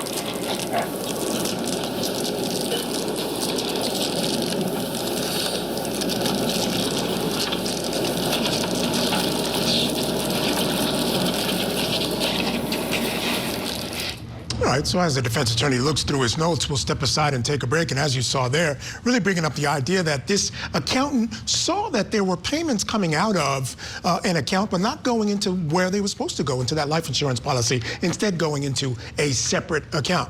All right, take that break. When we come back, more key testimony in the murder trial against Paul Caneiro. Keep it here on Court TV. Tragic murder of Keith Caneiro and his entire family. This one is the most brutal case that I've seen in my experience here. The Mansion Murders Trial. Live coverage today on Court TV. Tonight on Closing Arguments, a family of four massacred, their mansion set on fire, and the uncle charged with their murders. We'll unpack today's opening statements in the case against Paul Caneiro. Closing Arguments tonight at 8, 7 Central, only on Court TV.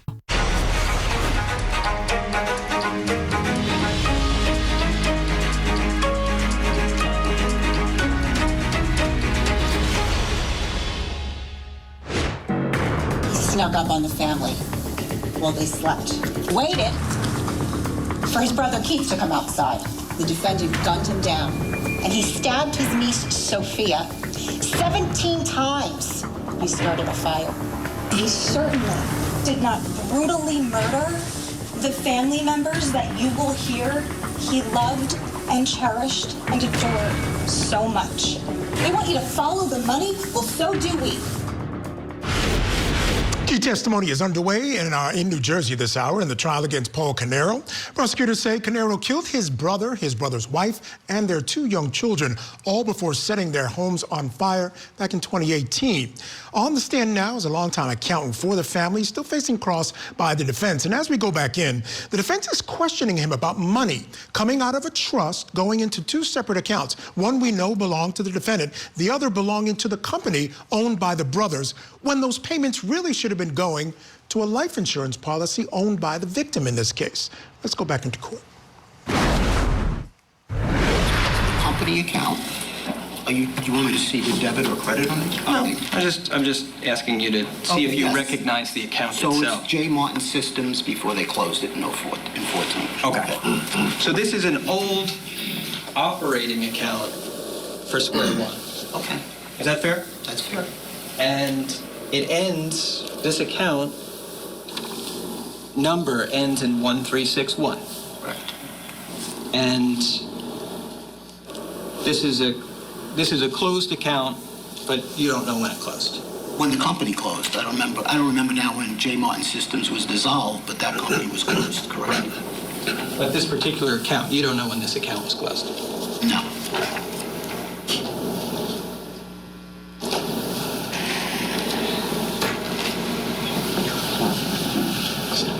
If there were withdrawals from the trust account to the company account in prior years, we imagine that those would have been available for you to see when you did the trust reconciliation. Correct. And obviously, if you saw those and didn't mention anything to Keith about them, tell me if I'm wrong, I'd imagine that would either be because you didn't notice them, or because if you did, you didn't think that they were a big deal. No, everything's a big deal, but right now, you're pulling things out of context, and I don't know the actions I would have taken back then on these items. I would have definitely not classified them as payments to the Canada Life Company, and I might have spoken to Paul, I might have spoken to Keith. I don't remember what I did at this point. That's 2014, for example. And I also, as I said earlier, when things were not financially in good shape as they were, the premiums were not getting paid, and money was going from all the different companies to cover things. So I don't remember the actions that I would have taken. So nothing is unimportant, but now it's out of context, I can't remember. Okay, well, you bring up a good point. So let's take a step back. You said money was going different places from the two companies back and forth, right? It wasn't just from the companies, though, either. It was, money was coming from Keith's personal account into the company, right? And coming from the company into Keith's personal account. Right. What time frame are we talking?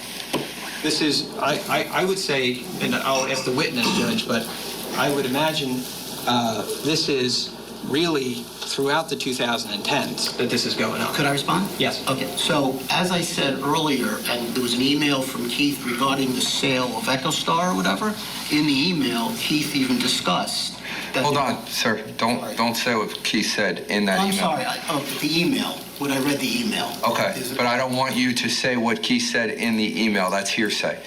But you're trying... Hold on. I'm sorry. I want you to illustrate your point and respond. But just be careful in what you say, if you don't mind, please. Thank you, sir. There was an understanding that there was factually an understanding that there were loans from officers or shareholders on the books. Everybody understood that. Sure. Well, we should probably explain that, though. So a loan from an officer on the books means that, for our purposes, Paul and or Keith had given money to the company. Possibly, yes. And on the books, that was a liability for the company. Correct. And you actually did prepare documents to demonstrate the company's assets and liabilities throughout your involvement with them, correct? And those you did, I think those were balance sheets, they're called? Well, after a while, I just prepared tax returns, but earlier years, I would prepare some compilation financial statements. Yes. Okay.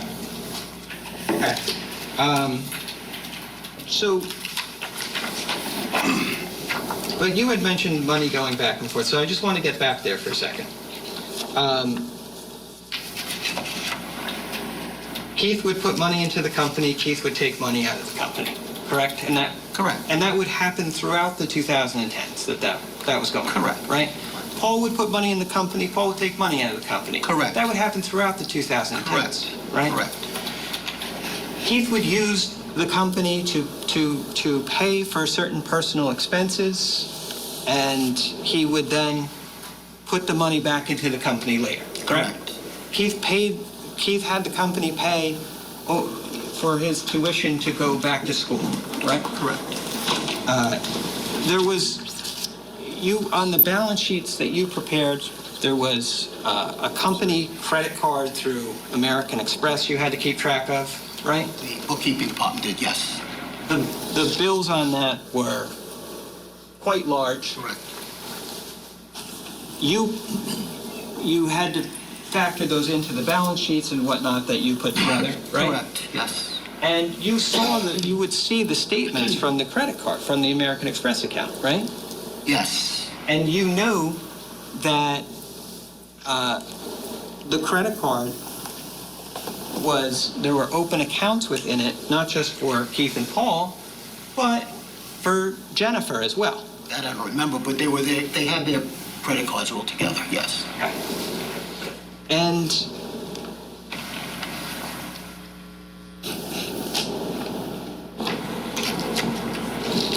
so basically, and also there was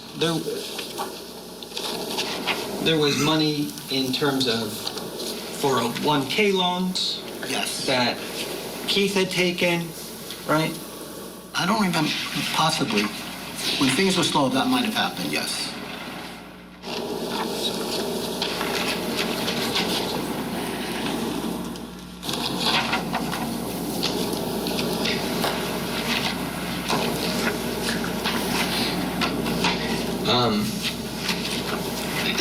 Okay, so how much, if you recall,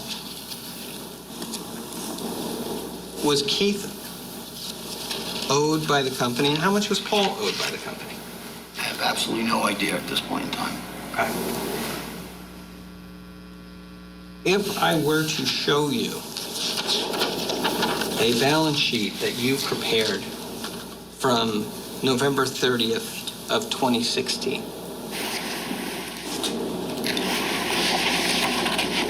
would you be able to tell me if you prepared it? Yes.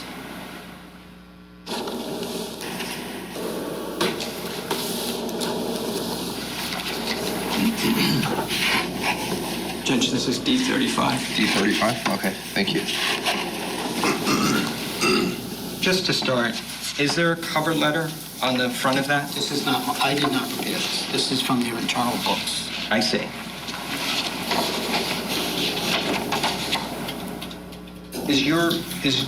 Could you flip back to the first page? Yes. Is that your letterhead? This I got from the company books, yes. Okay. And all I said on here is, can I read this, Judge? I don't know what it says. Prosecutor, have you even seen the document yet? No, if I could just take a quick look.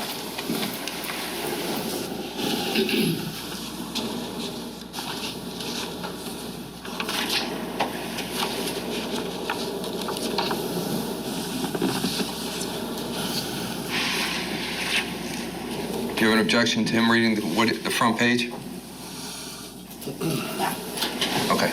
Yes, you can. You can read it once you get it. All right, let's step aside here and bring in our guest. Joining us this hour, trial attorney and jury consultant Wendy Patrick. Wendy, great to see you as always. Thank you so much for joining me this afternoon. And I want to talk about this cross-examination. And, you know, first of all, I don't envy the defense attorney having to go through. I mean, basically, you have to become a forensic accountant. If you're representing someone in a case like this, he's got to go through all these records or at least have someone help him go through them. But what he's found is that both Paul and his brother, and perhaps some other members of the family, treating these accounts like ATMs. Money's going in, money's going out. And I think that's helpful, but I'd love to get your thoughts on how this cross is going. You know, thank you for bringing this up because, Michael, most of us went into law because we weren't good with math. Exactly. And that is a big struggle. Exactly. It's a big struggle for the defense attorney, the prosecutor, any lawyer to really make the points they need to make from a spreadsheet. You know, this is the point at board meetings that everybody kind of tunes out unless you know exactly how to interpret what you're looking at. But if you don't and you're on the jury, that's also going to be problematic. And it's one of those types of cases where if the motive is money, there better be a lot of clear evidence as to why that motive could have led to a shocking crime like this.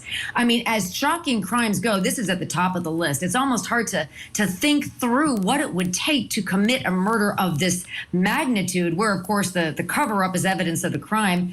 And although motive doesn't matter legally, you bet it matters to a trier of fact. So that is one of the reasons we are all stumbling through this testimony together. And they will wrap it up at the end. And if they don't, you can bet between now and closing argument, it'll be tied up with a bow because the jury has to understand this. You're exactly right, Wendy. And I think that's a strong area for this defense to sort of delve into, because we're talking about, and we've seen that these guys got, you know, they did pretty well for themselves for quite a while. Things seem to be shifting for both of them, but they had plans to do some other things, more so Keith, the victim in this case, than Paul. But we're talking about $75,000. And I think one of the things that the defense is doing is showing, you know, these guys, money was coming in and out. $75,000 is not a great motive. So putting some of the other evidence aside, which they claim is coincidence, I agree with you. I think the motive in this case for this type of crime, I need to see a little bit more than just $75,000 to $78,000 at dispute. That's so true, and especially, Michael, when you add the facts that you talk about stabbing children. I mean, I can hardly even say it. You can only imagine the amount of rage that it would take to resort to behavior like that before setting the house on fire. So it's got to be more than that amount of money. I mean, notwithstanding the reality that I don't know about you, but those homes look pretty nice to me, and I can't imagine something that may seem like a ton of money to somebody in the blue-collar world might have been a drop in the bucket for these brothers, especially given that spreadsheet. Yeah, I think it's certainly a problem that the prosecution is going to have to deal with. I agree 100%. All right, Wendy, stand by. We're going to take a break, folks. We're going to have more key testimony in that trial against Paul Caneiro in just a bit. But as we head to break, we do want to bring you a quick update out of Texas, where testimony remains underway in the trial against Adrian Gonzalez. Now, he's the former Uvalde school district officer accused of failing to confront the gunman at Robb Elementary School back in 2022. 19 students, 2 teachers were killed that day. Now, earlier, jurors heard from a Texas Ranger, his name is Scott Swick, as he described more crime scene photos showing where the bullets struck and when the gunman opened fire in one of the classrooms. So this is a close-up view of door 112 that also depicts several bullet defects into that door coming from the exterior towards the interior. And exhibit 759. Once again, another close-up of that just to give you a depiction of the bullet defects I spoke to. Does 759 depict a window in that door? Yes, sir. And what is the condition of the window? The window has damage due to gunfire, to defects. And are there gunfire defects in that door? Yes, sir. All right, testimony continues. We'll continue to bring you updates. But throughout the trial, we've also been trying to honor each of the Uvalde victims. Now, this time, we're taking a look at 10-year-old Xavier Lopez. He was known as a fun and loving young man. He was excited to proudly accept his honor roll certificate, good for him, the day of the school shooting. His family says he couldn't wait to go to middle school. Xavier was ultimately buried next to his fourth-grade girlfriend, who was also killed that tragic and fateful day.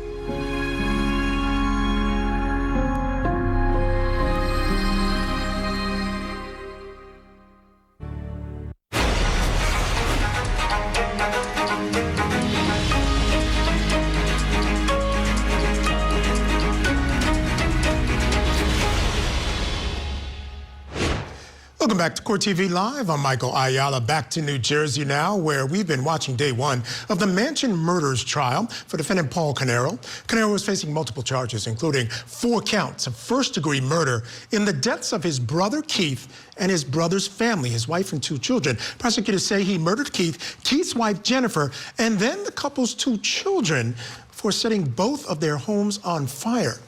Let's head back in now. Still understands Caneiro's longtime accountant. He's on cross-examination now by the defense.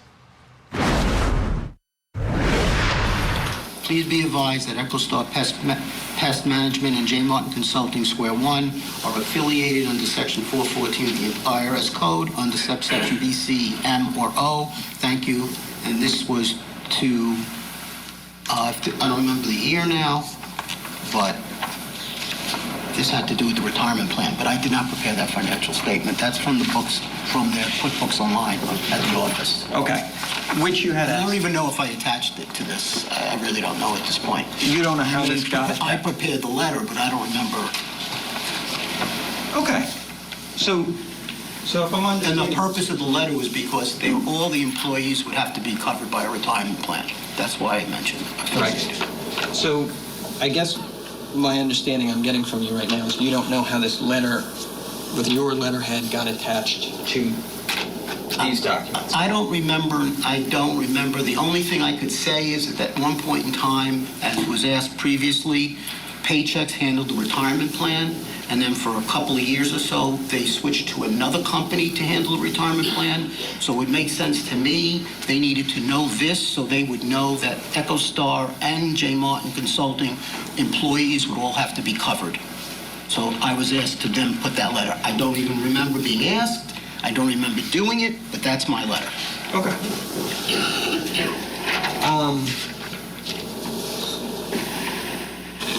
Though you didn't prepare this document that's attached to the letter, you recognize it as an internal company document from Square One. Correct. And you recognize it being from their QuickBooks. QuickBooks Online, and I don't even understand why that had to be attached to that letter if it was going to a retirement company, so I really can't help more than that. I understand. What I'm trying to find out more, okay, is not why it's attached to the letter. It's more, given your knowledge that this came from the Square One QuickBooks, which you had access to, by the way. Yes. And could review regularly, right? When I visited, yes. Right. Given your knowledge that this is a document from that location, would you be able to verify the accuracy of a line item in this if I were to show it to you? Yes. Okay.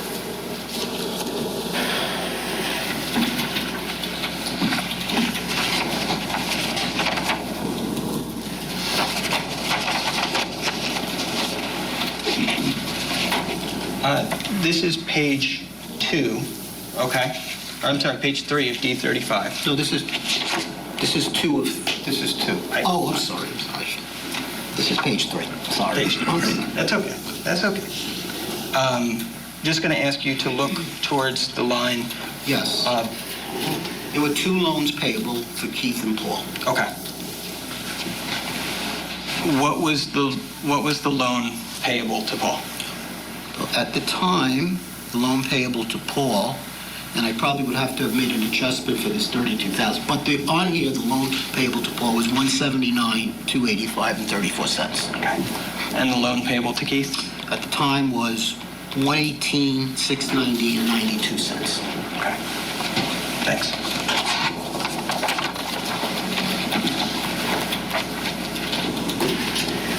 What does loan payable mean? It means that they either put money in directly into the company or may have paid expenses on behalf of the company, and that money would be owed back to them at that point in time. Can you see from the sheets what they were for? How they paid it in? I'd have to go back and look, because there were various, they might have paid money on behalf of the company for computer equipment and stuff like that. Okay. All right. I'm sorry, I just want to make sure that the jurors understand what that money was. Go ahead. So, what this is going to show is, aside from the monetary amounts, right, is that both Paul and Keith are taking their money and putting it into the company. That's what, yes, correct. Right? And the purpose of that could be to fund payroll in a given week, right? Correct.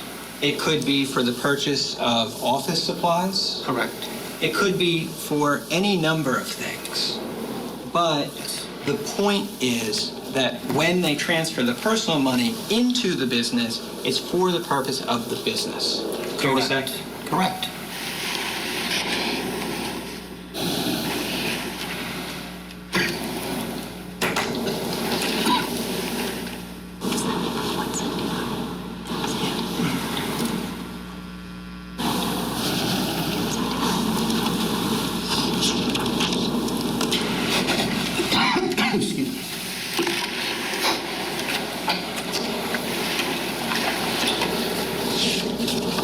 The other thing that we can see is what is a reflection of what you just testified to about D35 is that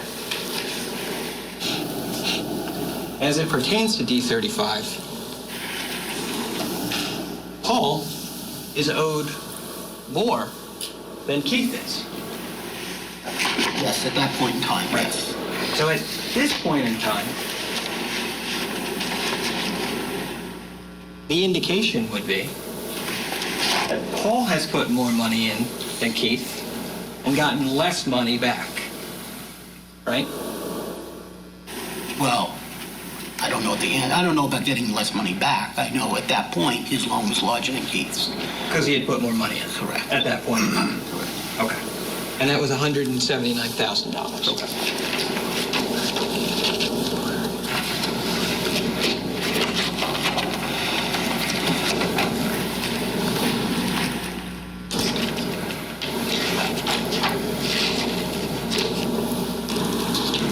Over the years, did you would have interactions with Tiffany Rivera? Correct. Okay. You had a chance to speak with her, obviously, in person, right? She would also maybe communicate with you in writing from time to time?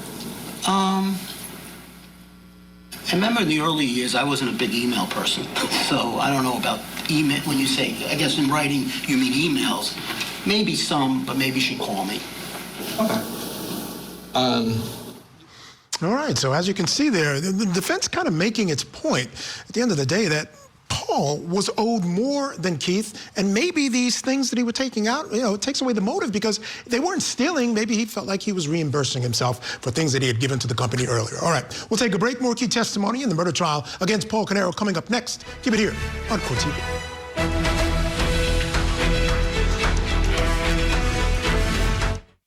Did an affair lead to double murder? The Commonwealth's Attorney's Office has secured an indictment against Brandon Banfield for the murder of his wife, Christine, and the murder of Mr. Ryan. Prosecutors allege the defendant planned to run away with the family's au pair, so he killed his wife and another man. He was there, I'm gonna kill her, I'm gonna kill her. It's a case of sex, lies, and deadly deception. The Au Pair Affair murder trial. Live coverage this week following jury selection on Court TV.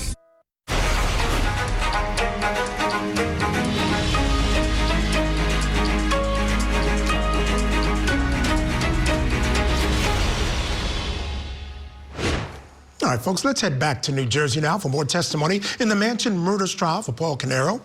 Prosecutors say Caneiro shot and killed his brother and sister-in-law and then stabbed his niece and nephew to death. They were just little kids. Now, before burning down their mansion as well, investigators point to family business disputes as a possible motive for these murders. Right now in court, the defense is questioning Caneiro's accountant about money moving in and out of Caneiro's business accounts.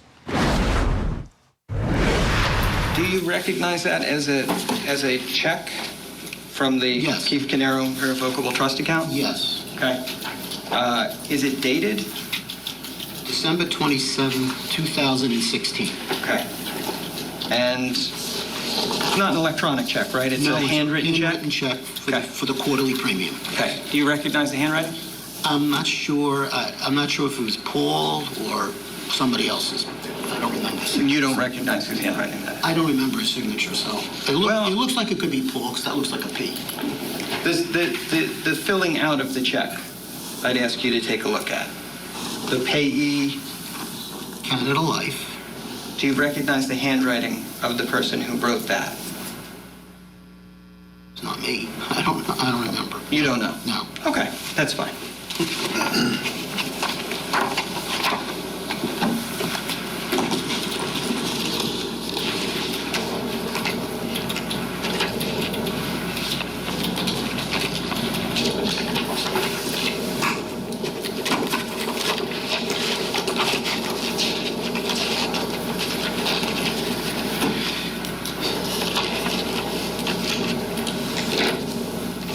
Now, you mentioned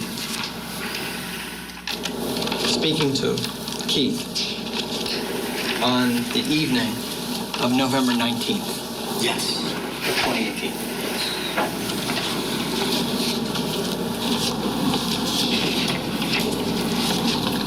And Keith was very angry that night.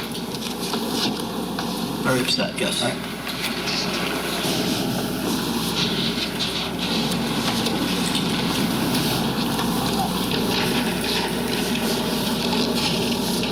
You told him to try to calm down and to get some sleep, right? Yes. And told him, basically, we can handle this in the morning, right? We should look into this in the tomorrow.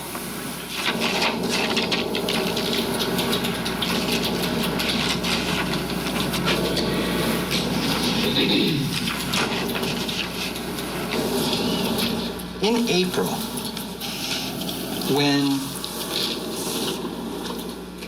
the issue arose with the payments from the trust to the student loans that you testified about, right? Keith? Yes. Sorry. Keith was upset then, too. Correct. And, in fact, in your statement to the police, you said at that time that Keith was overly upset with everyone. Correct. Not just with Paul. Correct. Because everyone would include yourself? Possibly. Okay. Well, I'm asking, when you said everyone, what you meant. When I said everyone in my statement, I guess everybody in the bookkeeping department. And Keith obviously was upset, but he then calmed down, right? Well, I only know the conversation I had with him. I don't know behind the scenes how we fared after that. Okay. At least as far as you could tell. Keith, calm down. What I'm asking you Is there an answer to that? I answered. I said, I don't know after I spoke to him if he actually calmed down. So when he just said to you that, so Keith calmed down, that's not what you're saying? I'm not saying he did. I don't know. Right.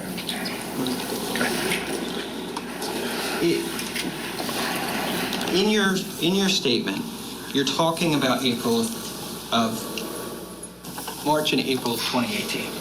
Okay. Yes, go ahead. Okay. And you agreed that you told the police that Keith at that point in time was overly upset with everyone about what was going on with the trust, yes. Right? And I'm not trying to put words in your mouth, but I'm just trying to read what you said, okay? Yes. And when you said everyone, you meant not just Paul, but multiple people, right? Yes. Okay. He was venting to me about everybody, yes. And at that point in time, in April, Keith wanted to remove Paul as the trustee. Correct. But then months go by. Correct. And nothing changed. Correct. Right? Paul was still the trustee. Yes. Keith obviously is well aware of that fact, right? Yes. And Keith never provided you with any documents that you would need to fill out for a change of trustee, right? I wouldn't be anyone to fill out any documents, no. You never provided him with the information for how to do that, right? I wouldn't. That's not something that I handle, no. So, as you say in your statement, a month later, nothing changed, right? Correct.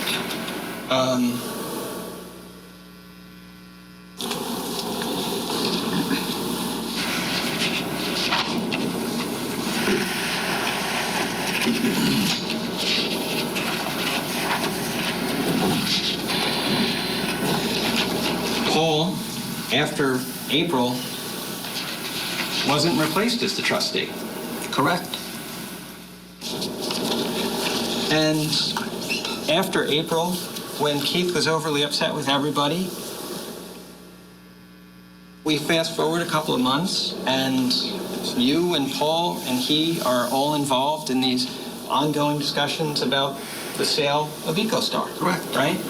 And Paul's the one who's putting the numbers together for that proposed sale, right? Correct. And Keith is relying on Paul's numbers. Correct.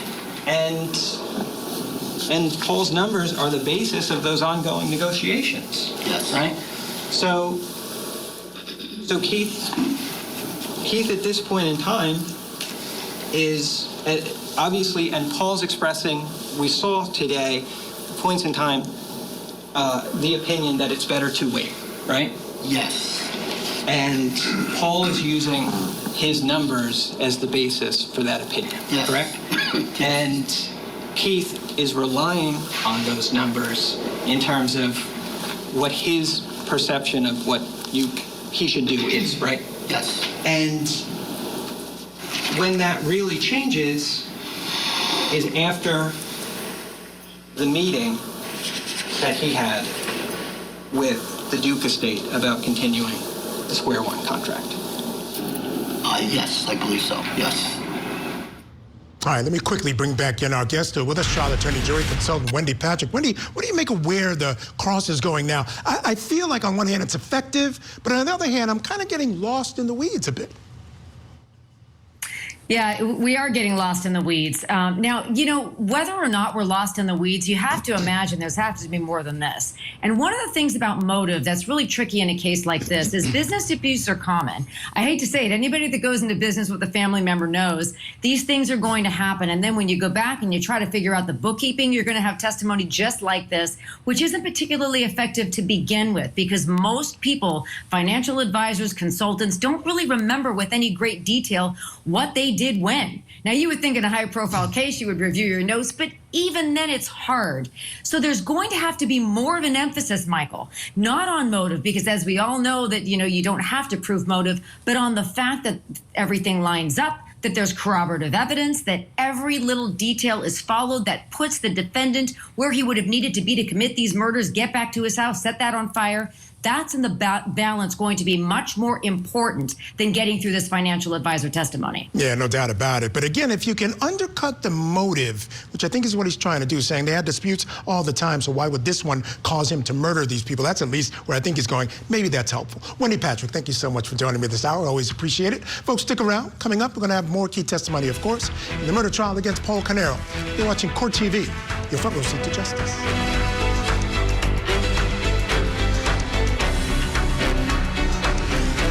/TV.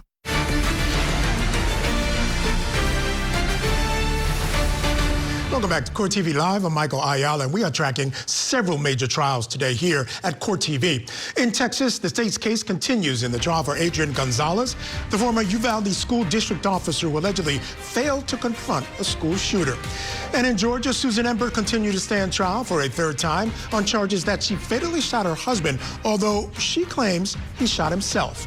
And in New Jersey, it is day one of testimony for Paul Caneiro. He's accused of killing his brother Keith and Keith's family, and then setting their house on fire, all because Keith allegedly discovered that Paul was stealing from the family company. Still on the stand is the longtime family accountant. He's facing cross-examination by the defense. This is picking up right after lunch. Let's go back in. Mr. Weinstein, we had talked a lot about EcoStar, and in terms of the structure of the square one side of businesses, that was a 90-10 structure in terms of ownership, is that right? Correct. And that was 90% owned by Keith. Correct. 10% owned by Paul. Correct. And if the Duke contract didn't continue, that essentially meant that Square One was out of business. Probably so, yes. I think the way you put it was that over the years, their other customer base had dwindled. Correct. And did it appear to you that Keith had made efforts to revive any of that dwindling business? Not that I know of. I don't know. So basically, when we get into 2018, we're relying on the continuation of this business relationship with Doris Duke to keep going at Square One. Correct.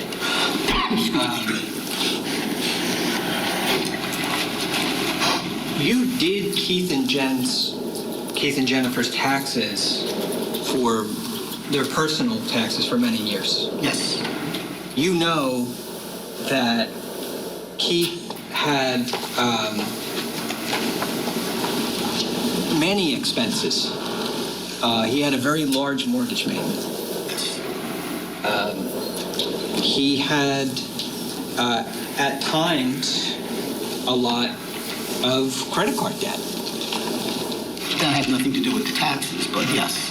He had, at times, debt that he owed to the IRS. Possibly. I don't remember exactly, but yes. Okay. Do you remember talking to the police about Keith's debt to the IRS when you gave a statement? No. You do not? Okay.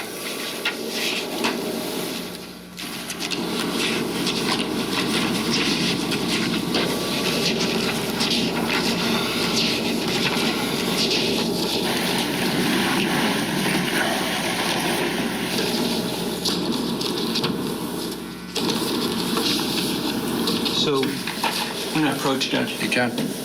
This is, once again, Mr. Weinstein, showing you your statement, which you recognized before, marked as S9. Correct. If you could go to page 7 of that document for me.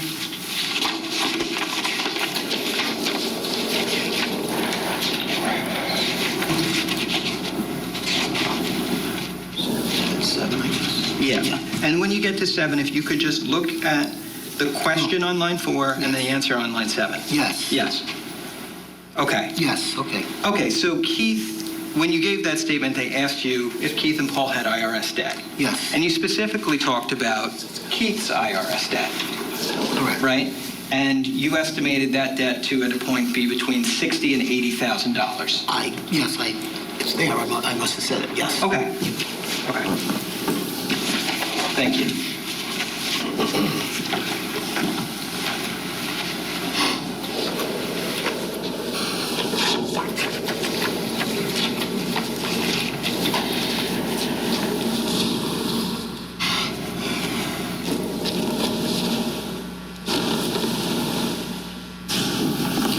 Now, Paul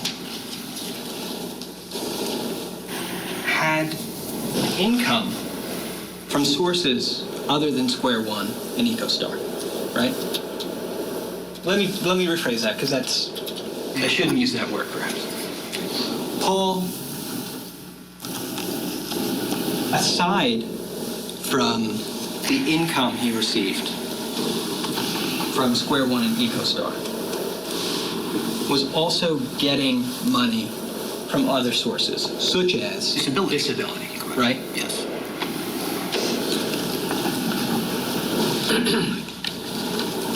And Keith was not. No, he wasn't. And if Doris Duke went away and EcoStar and Square One lost that contract, that would totally cut off Keith from making any money. At that point, yes. Yes, but except for EcoStar, which they still were earning money, but correct. Nowhere near what Square One did. That's fine, no.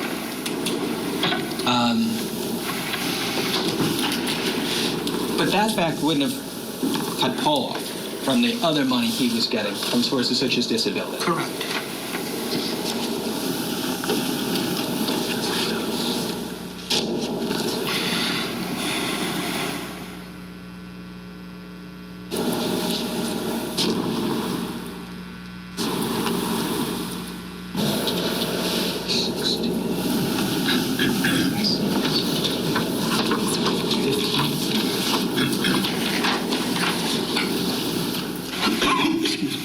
So the defense seems to be making the point that Paul may have been doing better than Keith overall. He had more streams of income. Keith was struggling. That company was going to go out of business if they lost that one last contract they had. And that was really the where he had put all his beans in that particular basket. So it seems like he might have been in worse condition than Paul might have been.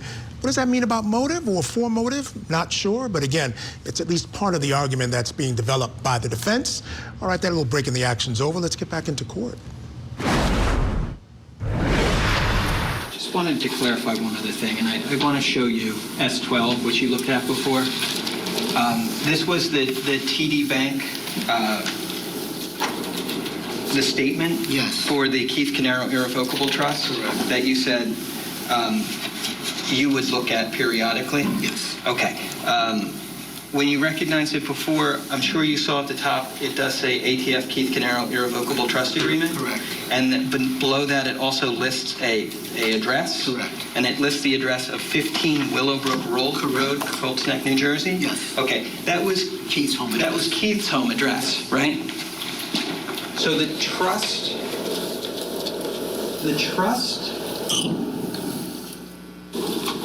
bank statements have Keith's home address on them, correct?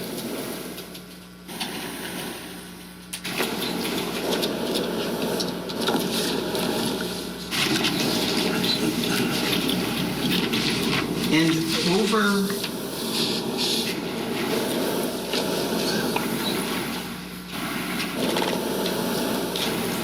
over the years, you remember Keith sending you via email trust documents from the trust account. I don't remember. I just remember in the more recent years I would get them from Paul. Okay. And remember also earlier on, they would have a statement for me at the office in Woodbridge or Homedale. So I don't know how they got there, either from Paul, if you're maybe saying Keith. They were at the office when I would go there. So in the later years, well, current years, based on the incident, it would come from Paul. Okay. But you're saying you don't have a specific recollection of getting I don't remember account that at statements from all. Keith? Yeah. Okay.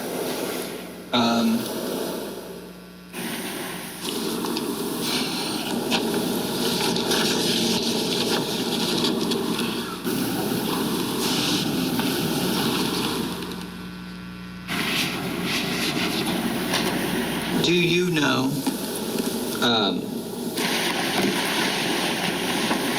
so I guess what you're testifying to is the fact that if you picked up the records physically, you don't know who put them there.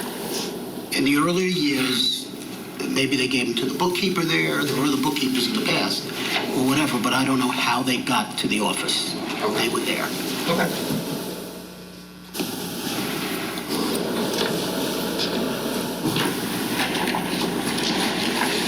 And then, do you remember receiving an email from Keith in February of 2018 with the trust account bank statements attached to it? You do not.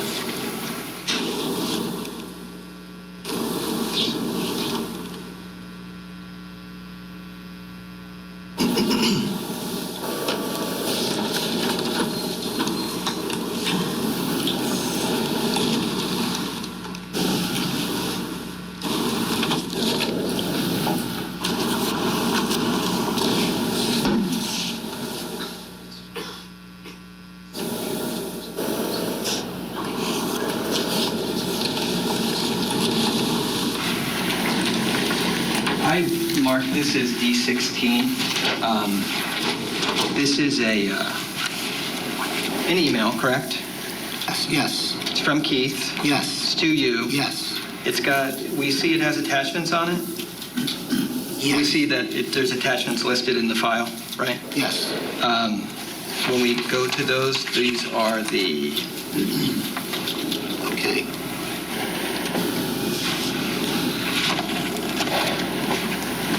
I don't remember. But You don't remember? Okay, that's fine. What's the date of the email? I'm sorry, Judge. This is February 17, 2018.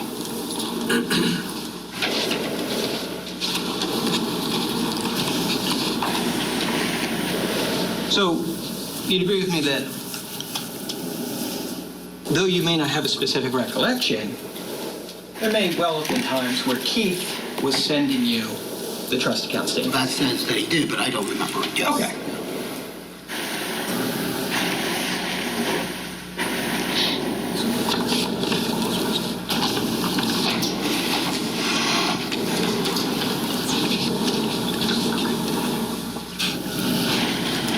Another issue I just wanted to go back to very briefly with you was this issue about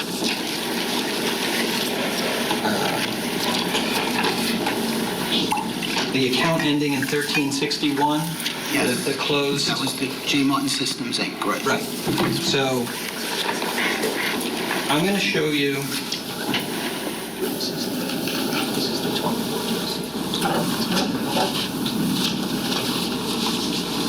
Just going to show you what I marked as D41. Okay. This is the trust account. It's a trust account, and it's for the year 2014. Okay. Okay. Yes. I'm just going to take you to the April section of that Hold on. statement. Can we be heard at sidebar? You can. All right, let's step aside here while they do that sidebar. Take a break. When we come back, we'll have more testimony. Keep it here on your front row seat to justice.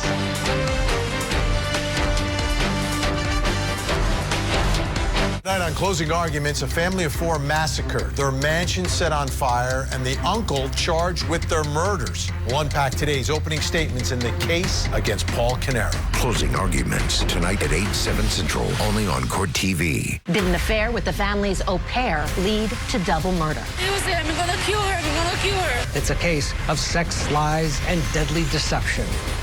The Au Pair Affair murder trial. Live coverage this week on Court TV. Today.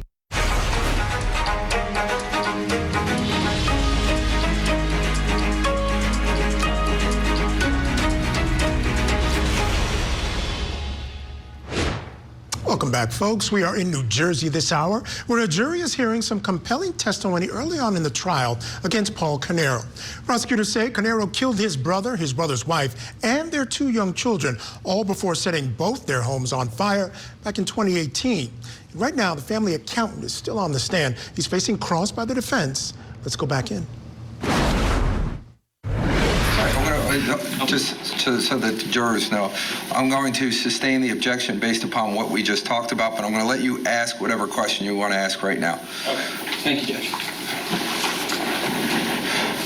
So, Mr. Weinstein? Yes. Redirecting your attention to the April section of the 2014 irrevocable trust account statements. If we look to the date of 4/24, 11,000 went to 1361. right. Thank you. So 1361 was the J. Martin operating account. Systems, yes. Systems. Yes. Okay. Thank you.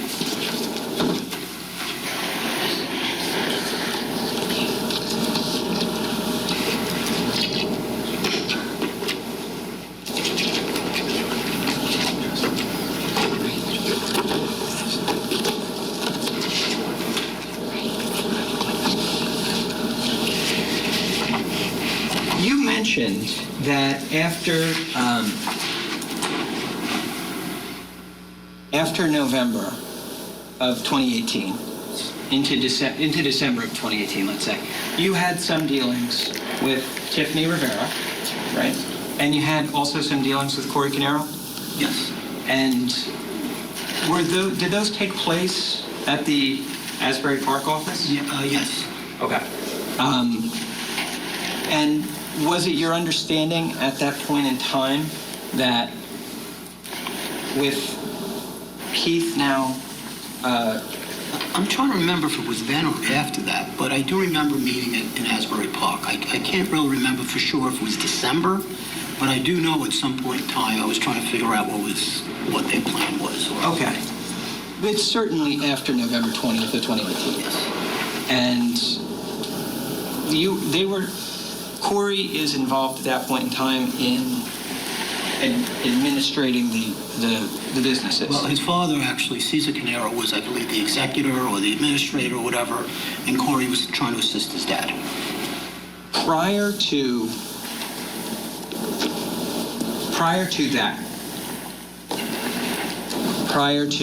November 20th of 2018,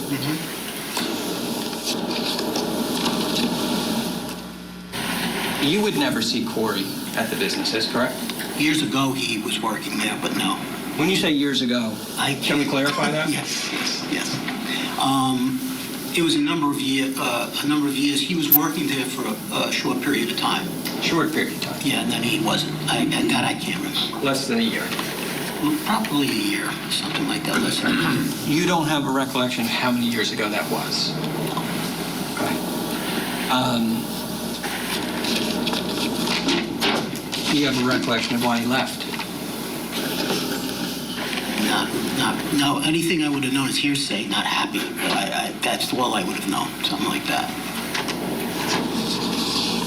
You're using the word hearsay to mean something you heard from somebody else? Yeah, like around the office. I don't really know why he left. Okay. I can't give you a definitive answer. Okay.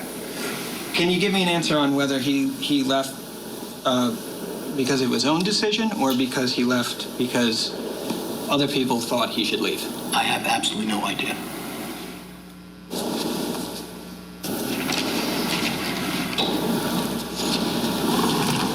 EcoStar is placed into the hands of a receiver you testified about, right?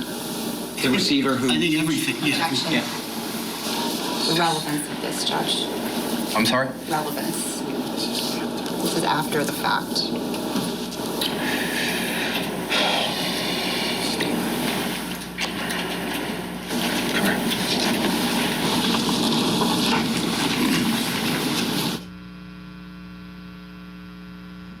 All right, a little objection there by the state. Give me a chance to bring in our new guest for this hour. Joining us, criminal defense attorney Josh Schiffer. Josh, great to see you as always, my friend. Thank you so much for joining me today on the program.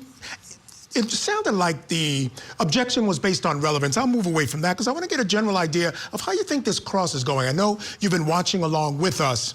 My sense is they're trying to muddy the waters on this motive situation, even though we know motive doesn't necessarily have to be proven by the state. But when we're talking about a crime like this, I think motive takes on a little bit more importance than usual. Absolutely, my friend, and thanks so much for having me on. This case is fascinating, not just because it's been pending since 2018, but because really specifically you get into that motive, that's the defense. And the defense hasn't really, shied away from it. They're going to specifically attack the state's presentation under the theory that the state rushed to judgment, that the state turned around from the very beginning and said, hey, we know who did it. We only have one suspect. We're not going to bother really fleshing out the investigation into other potential suspects. And that's the empty chair. The defense, remember, they don't have a burden necessarily. The state has to prove and lock it up beyond a reasonable doubt. He's the killer. He had these reasons. When you start talking about, that money, that $1.5 million to each of them, there's another brother out there. There's other people. And sure, it's easy and straightforward to go after Paul. But let's talk about the other brother. And it's not proving anything to the jury. That's not the defense's obligation. But it inserts that ability to find reasonable doubt. All right. Now, I got to get back into court, but I want to dig into that a little bit because I wonder, when you go with that some other person did it defense, does that put a little bit of a burden on you? But we'll get to that in a minute. Let's get back into court for more of that testimony on cross. Mr. Weinstein, on cross-examination, there was some discussion regarding the fact that the TD Trust account wasn't always sufficiently funded to pay the premiums. Correct. Okay. But when there was money in there from Keith's payroll, where should that money have gone, to your knowledge? To pay the premiums of Canada Life or pay down the loans. Anything, it should have gone to Canada Life. Okay. In terms of the bank statements, there was some discussion about whose address was on the TD bank statements. And you indicated, I believe, that you would receive them from Paul. Correct. Were there times when you would have to request them multiple times from him? Yes. Can you tell us about that? Well, in the period of time, 18, beginning of 18 and later in 18, I would ask Paul, email Paul for the bank statements. And what would happen? Sometimes it took time, and then he would send me multiple of them at the same time. Now, there was discussion on cross-examination to the fact you were asked whether Keith was on disability, and you said no. Do you recall that? Yes. Okay. And I think you indicated Paul was on disability? Yes. Okay. To your knowledge, would that have prevented him from obtaining outside employment? Yes, it would have. Nothing further. Recross?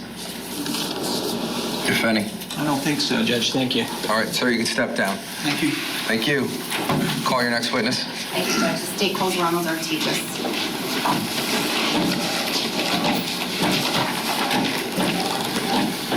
All right, so as you saw there, once that sidebar was over, the defense decided to not ask any more questions. So we saw a little bit of redirect there, with the state trying to bring back the idea that there wasn't enough money in there to do the job of the trust. And again, their implication is Paul was taking that money. Let's bring back in our guest, still with us, Josh Schiffer. Josh, I want to go back to the thing that you mentioned earlier about this idea of this other person. The defense doesn't have to necessarily prove anything.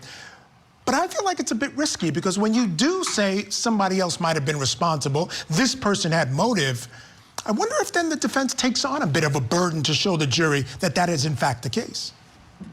Absolutely, you're correct. And it's part of that artistry of presenting a defense because You want to inject the question that someone else could do it, not to prove it, because you're not there to present a case against anyone. Your job as the defense is to have the jury inquire outside of the theory that the state is presenting. And the state wants to have this nice, wrapped up, supported motive, opportunity, all the stuff that goes into a good conviction. But when you add these side issues, oh, there's actually a whole other group of people that are going to benefit financially. Oh, there are other players involved. Look at how the state could have gone and established why that person didn't do it. And we may still hear some of that information. But requesting and requiring the full due process of a investigation from the state prior to prosecution, that turns into a pretty good defense. But you're right. The defense does have a burden to produce at least enough information for the jury to rely on to take that thought step forward. And again, it's not an actual burden, but it's one that may have been created just by mentioning that someone else might have been